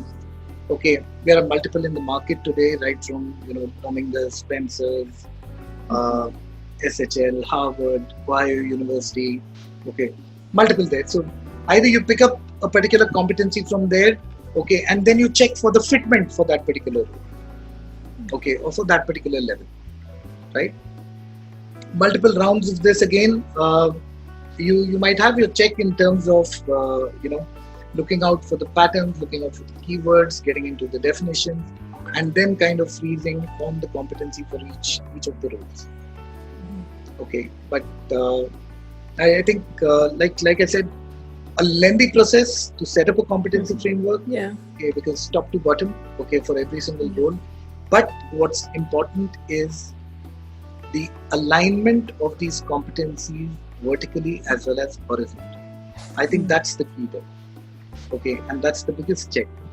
Okay, and that also possibly answers the question that we were dwelling upon earlier, where we said that why are competencies not revisited so often? Yeah. Okay, because it is a tedious process. It's a lengthy process. Which then leads to the next question there. So it's sort of a two-pronged question. So is the competency matrix static? But of course, you're saying that it evolves a little bit. So is there a scope of version control with respects to this matrix, seeing that it evolves a bit? Is there a scope for these versions? Okay, so I think we've already mentioned that earlier. In fact, today, I think the current scenario is a very good example. Okay. So if I talk about, let's say, a number of facilitators, okay, that we came across very recently in the last couple of months, okay, all of a sudden, I think, their environment, right, of facilitation changed completely because there was no physical contact. Okay, so everything moved to virtual. Now just extrapolate this change to any other roles that you might think of. Okay, and just look at the kind of the way competencies have been impacted for people. So even if I'm talking about a leader who is very comfortable with his one-on-one interaction and possibly leveraged on his personal connects, okay, all of a sudden the leader feels challenged because those personal connects have now something missing because all these are virtual connects. Okay, so it's just a small example of how the environment changes. So every time the environment for a role is changing, okay, it's important to revisit the competence. Exactly. Right. So it's a continually evolving ecosystem, okay, that needs to be aligned to the strategy at any given point of time. Yeah. Okay. And if I talk about version, I think it's multiple versions, right? Because either depending on the kind of a change that you're talking about, there could be a change that's required across the organization, or sometimes it could be only one function, it could be a few roles, okay, but that's what is required, because every time there's a change for the environment of a role or the circumstances, the enablers change, the challenges or the detractors change, okay, the competencies need to be revisited. Thank you very much. I think extremely helpful. So I want to move us under the iceberg to some of those little trickier things. So how do we establish benchmarks to measure competencies related to attitude?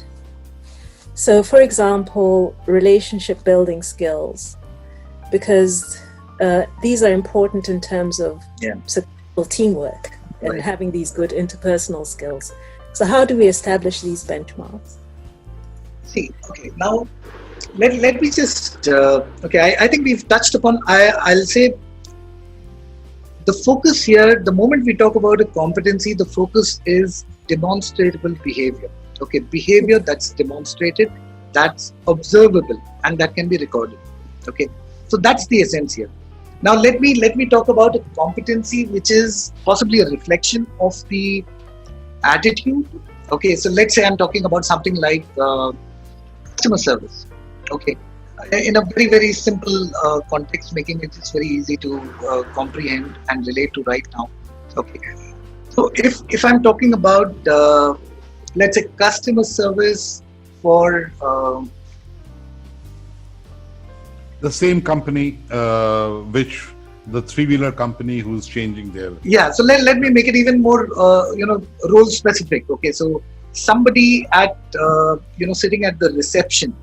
Okay, somebody sitting at the reception, and when you have a customer walking in, okay, and you're talking about a competence like customer service, possibly if the person says, if the person speaks rudely to a customer, okay, behaves rudely, right? Or if there's a customer standing in front and you have the employee speaking to somebody else on the phone, or not giving eye contact to the customer, right? You would possibly, when you translate it into a bar scale, you would say possibly fails to meet acceptable levels of customer service. Okay. I take it to the next level, right?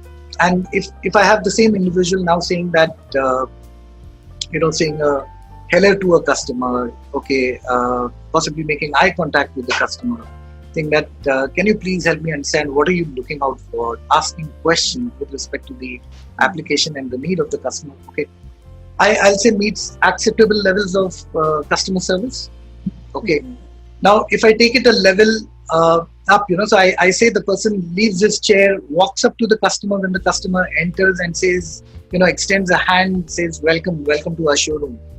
Please come and please have a seat. Okay, how's your day? Would you like to have something?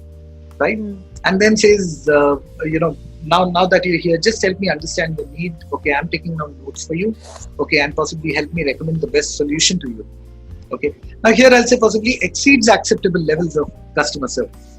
Okay, now what you're doing is different behaviors are being classified into categories. Okay, so there's a scale that we are creating. Okay, and that is what BARS does. So for every competency, you're creating a scale. Okay, and there's a gradient to it, right? So a particular set of behaviors you say is just enough to meet, acceptable levels of performance. So possibly just meeting that level of performance. Now that's what we also called as threshold behavior, threshold competency. Okay, fine. Let me keep away from that. Okay. Then I say somewhere it's exceeding. Okay, what's required, right? So that's how you're creating a scale. Okay. So what we had also mentioned at the earlier sometime back when we said that beginner level, okay, moving right up to the role model level. Okay, and that's a scale that you're creating. Okay, and that's how you're measuring things. Okay, then one final question. One of the team members has come across international standards like ISO 10,000, in which in such cases cover a complaint matrix. So her question is, are there predetermined standards to define competencies? And if not, how do we standardize it across industries and geographies?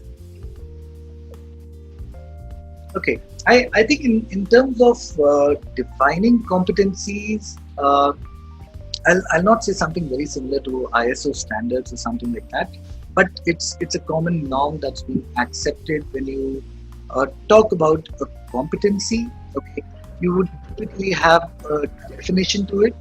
right? And you will also talk about the behavioral indicators for that particular competency, right? Now that's something which is standard accepted across. Okay, so I'll just give you a small example. So let's say if I talk about competency like team working. Okay, so I'll have a definition for that particular competency, saying something like helping and supporting others, communicating well, working collaboratively, sharing information, uh, passing on knowledge and skills, maybe being respectful to others. Okay. Now, the same competency could be then broken down into measurable behaviors. Okay. So it could be, for example, if I just take collaboration, okay, as one of the behaviors, right?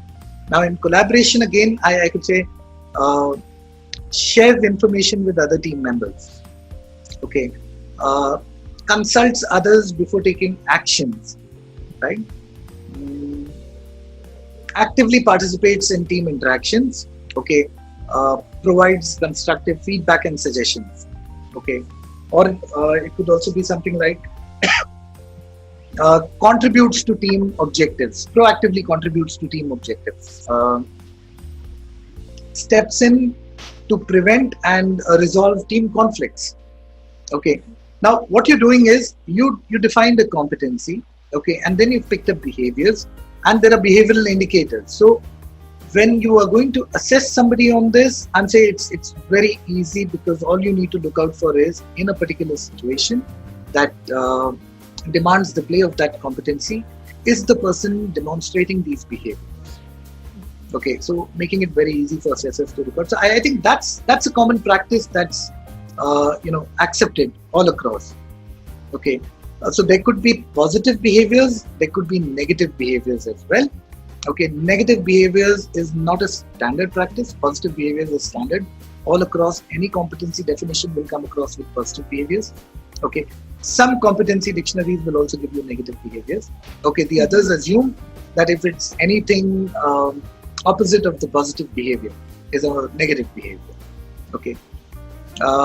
And in terms of other standards, I think what also happens is the competency dictionaries that we were talking about earlier, like Lominger's, Spencer's, or the other ones, okay, they are kind of, then they serve as standard somewhere, because they get accepted by people generally. Okay. And I think that's all that I have come across in my experience. No other standards that I've come across. Thank you. Parker, over to you. Okay, so so I have thoroughly enjoyed what we've been doing till now, Dr. Puri and Patricia, Maha, and I Sona. hope so. But the final salvo is on its way. So we have a whole lot of questions which our colleagues have asked. So we are now putting you on what we refer to as a hot seat. Okay. And we're going to ask you those questions which have come up, okay? And by the way, all the others who are there on the call, you can put up your questions. We will take at the most 10 questions and not more than that. Now, the advantage with these questions, Dr. Puri, is that you can at most give an answer for 1 minute. Okay. All right? All right. So you don't have to give a whole long PhD-ish response. You can give a very simple response, take a lolly and be happy types. Okay. So we're going to ask you those questions because all of our friends have asked those questions and we need to, respect them as well. So 10 questions we'll ask. We currently have, some 4 or 5 questions. In case you guys want to put up some other questions, you can put it up. Some people have sent me some mails. I'm not going to refer to those mails. Just pick it up and post it in the Q&A section so that Dr. Puri can respond to that. And I'm leaving it to Sona and Maha and Patricia to pick up those questions from the Q&A. 1 minute, notional 1 minute for every question. Sure. Right? Yeah. So ladies, please pick it up and shoot.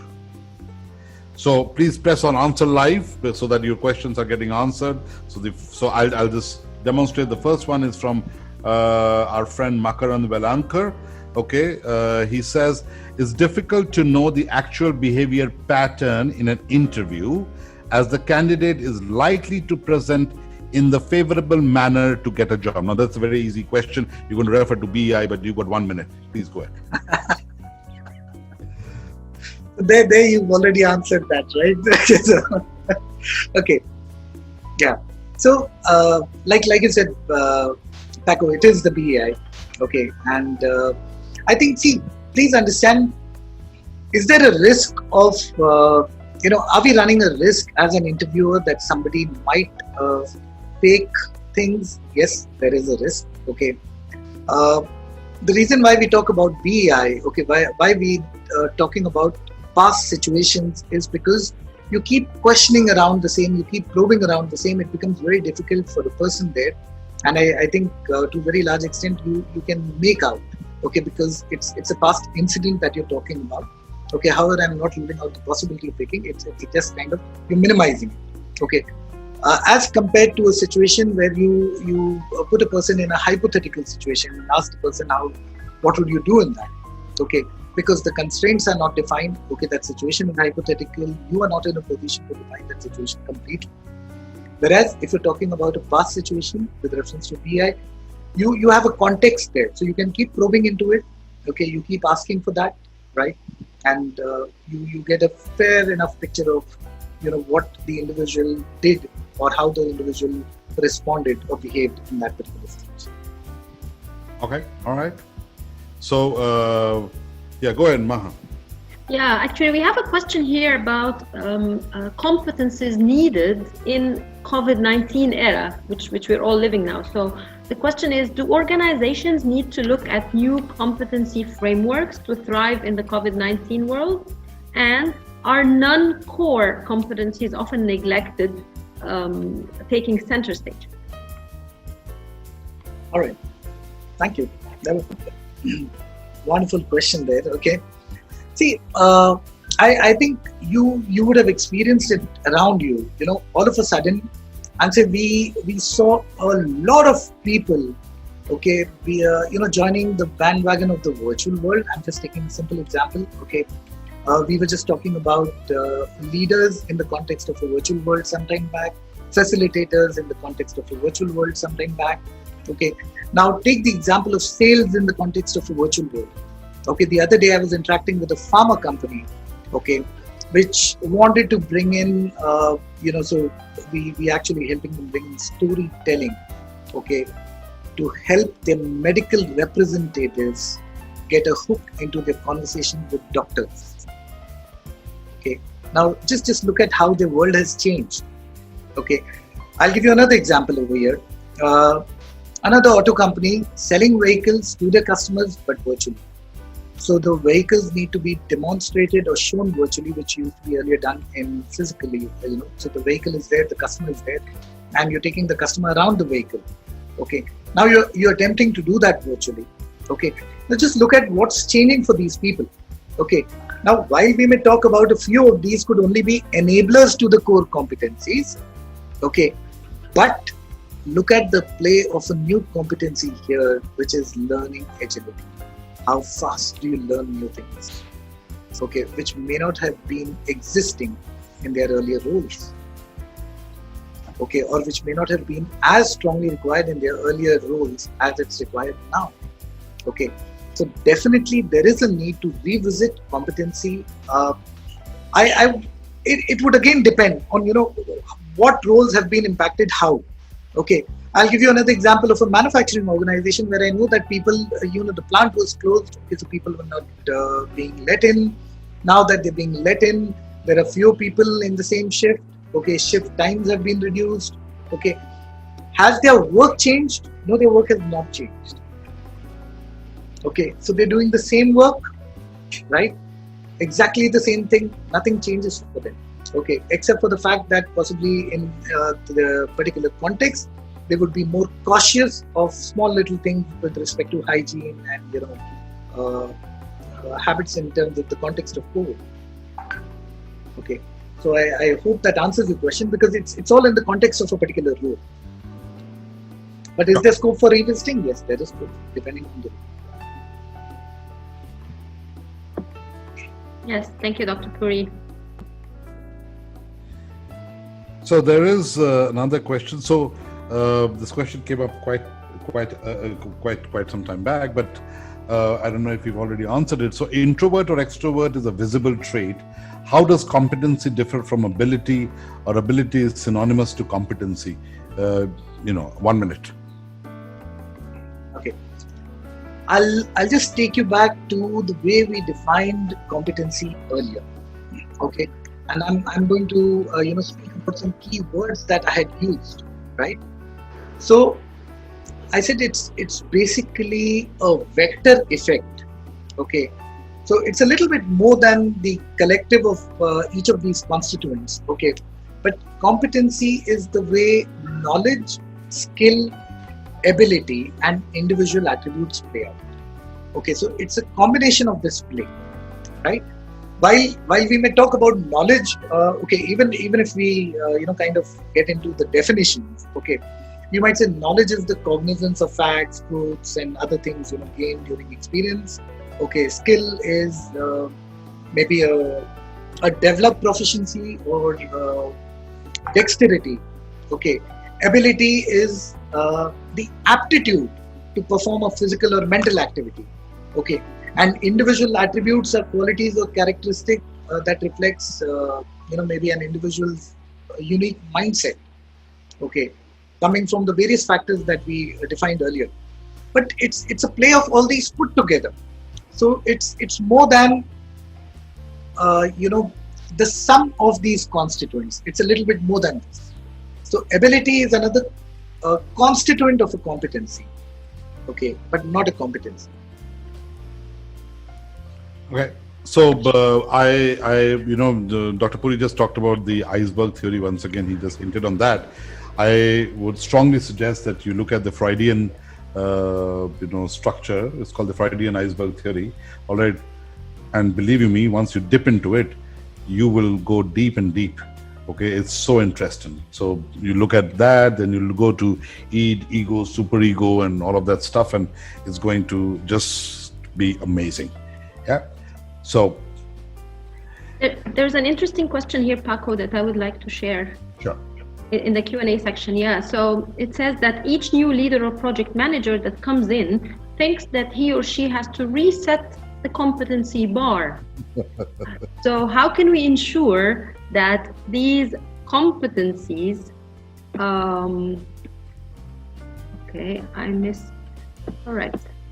don't know, I missed the rest of the question. So how can we ensure that these competencies are standard and are not dependent on individuals that change?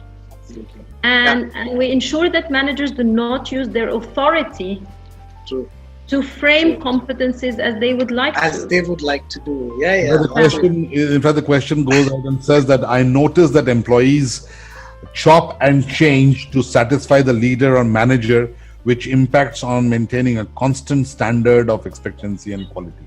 So, yeah. Okay.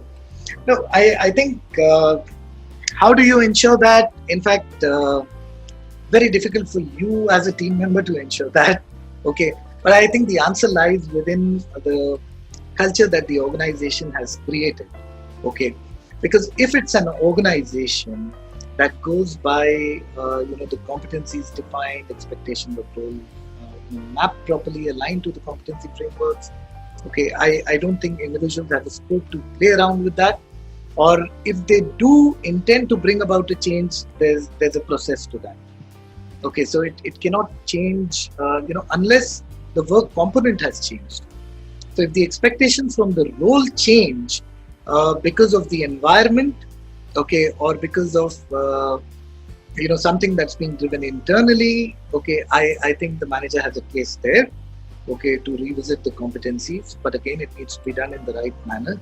It could just not be done in terms of subjective judgments or whims and fancies of an individual. It needs to be done in the right way.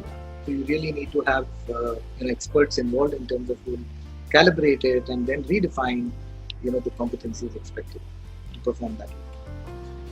So thanks a lot, Dr. Puri. Before we move ahead, we have one of our friends, Dr. Ashwini Mehta, who wants to ask a question directly. So go ahead, Dr. Mehta. Go ahead, shoot your question or your opinion. Dr. Mehta, are you there?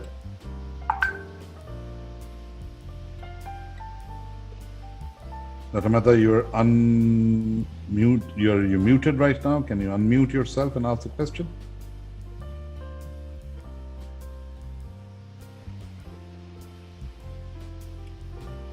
Okay, so it seems Dr. Mehta, Dr. Mehta is unmuted. Yeah, please go ahead.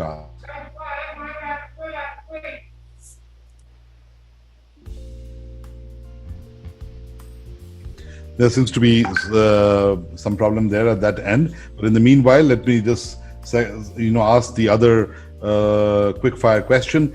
How do we create a performance-based culture?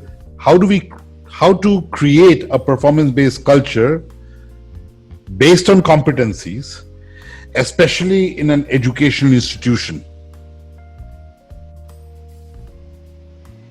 Okay. So I assume when we're saying especially in an education institution, I assume this is with respect to teachers and the staff, right? Yeah, let's say in a higher education institution. Higher education institution, absolutely. Okay. So, all right. I think a very interesting question there. See, we spoke about the relationship between competencies and performance, right? So we said what we're talking about is competencies coming out of a particular job role. We said, people being assessed on competencies is a predictor of performance. Okay. And then finally, we said if there is performance. Okay. And now I'm answering your question. So if you're talking about performance, right, this, the sanctity of this relationship needs to be maintained and rewarded. Okay. So one is if competency is a predictor of performance, then I think that needs to be seen, because that's also validation of how those competencies were created and how they're worked out, because you see the performers also being assessed well on those competencies. So there's sanctity to that relationship. Post-performance, I think there has to be appreciation, or there has to be reward in whatever form. Okay, once again, respecting the performance. Okay, so it's a chain, right? Okay, and when we talk about, in the particular work context that you're talking about, okay, if it's assigned to the results that students are getting by attending a particular class, so it could be results, it could be feedback from the students, it could be the journey of the students, right? Because that's the impact that's being caused over there. Okay, I think then that correlation needs to be drawn. So the definition of performance needs to be very clear for people there. So what's the criteria for performance? What's performance there in that institution? Okay, and then the sanctity of these three areas, okay, has to be respected and maintained. Okay, that's how you create that kind of a culture. Because if it's only the first two areas, where sanctity is maintained or spoken about, but then the latter part is not being rewarded or being spoken of, okay, I think the entire chain just crumbles. Wonderful, wonderful. So we've sort of come to the end of our conversations. Maha, Patricia, Sona, do you have any other questions that you'd like to ask? Or Dr. Mehta, we are still waiting for your question in case you have one. You'd raised your hand, so I thought, we should go ahead and give you that opportunity. But Maha, Patricia, Sona, if you have any last questions which you think that you can or you want to ask, then should please go ahead and shoot. Actually, there's one interesting question from our colleague Lana. Okay. I'm not sure whether this is a question or a comment, Lana, but she says, common sense is not a competency. What do you think, Dr. Puri? Would you consider common sense a competency or not? Okay, that's a very interesting one. Okay, so, all right. Yeah. For one, just to answer that, Lana, I'll say common sense is not something that I've come across in any of the competency dictionaries. Okay, but yet, okay, makes a lot of sense, because what we call as common sense would still have its components as a part of a lot of other competencies that we define. Okay, So, what we generally call as common sense would also translate into a lot of other behaviors that we expect or would like to be seen as a lot of other competencies. So it could be conceptually linking certain things. It could also be, translating into respectful behavior. It could be translating into logical thinking. It could translate into analytical mindset, but a lot of other areas that it can translate into. So, Dr. Ashwini Mehta has just sent a message that the question has been answered. So great. Any other question, Patricia, Sona? I think the session has been really wonderful, and a lot of questions have been answered. So I think we should call it an end here. If Dr. Puri, I'm sure, must be really exhausted with all the bombarding of questions. No. Not at all, but I was just wondering, the hot seat remains hot for how more long? So No. So I think we can lower the temperature now, so that's perfectly fine. All right, okay. Thank you so much. So thank you very much, Dr. Puri, for spending so much amount of time with us. We had planned for about 2 hours. We've now gone to 2.5 hours. A whole lot of us, people have sent me messages that, they probably thought that it was a 90-minute session, so they had other, commitments as well. But it's been an amazing journey for all of us, and I'm sure all of us would have enjoyed it. And I especially want to thank the entire set of participants of the Develop Content That Delivers course, the DCD course as we call it, because all of them got together to ask a whole lot of questions. They took up this responsibility, and I especially want to thank Maha, Patricia and Sona for having planned out this entire session of asking you the questions, Dr. Puri. So thank you very much. And so if anyone wants to get in touch with you, how do we do that? Do I sneak out your email ID to them? Yeah, you can do that, Paco. All right. Please, you've got all the right to do that. Yeah, you can So, do guys, Dr. Puri is available at a very easy email ID. It is write to Ankkush Puri at gmail.com. So that is write to Ankkush Puri at gmail.com, and there it goes on your chat box. Okay. He writes Ankkush with a double K because his wife insists. All right. Okay. When he created the Gmail ID, I guess he was still with a single K. All right. Absolutely right. Thank you so much, Paco, for clarifying that. Thank you very much for your time, Dr. Puri. No, my pleasure. It's been an honor, in fact. So thank you so much, Paco, for having me here. And thanks to the entire DCD team, Patricia, Maha, Sona, for firing all those salvos. So thank you so much. Okay, I don't know where all do I get bandaged after this, so I'll just check that out later. Okay, and thanks to all the participants for your patience. Okay, thank you so much, and thanks for all your questions as well. I hope I've been able to add some value to your journey as professionals. I think that's my benefit here. Thank you so much, Okay, so Dr. thank you Puri. so Thank It you, was a Dr. pleasure. Puri. It was And wonderful interacting with you. And for Yeah, everyone, thank you very much. we will revert to you with regards to this course that Dr. Puri is wanting to create about, how do we go ahead and develop, people who can, create competency dictionaries and be assessors. And we'll let you know. Okay. And in case you want to know anything else, go ahead and write to theoryoflearning@outlook.com. And best wishes to all of you, and have a great Sunday or whatever is left. Bye-bye and take care.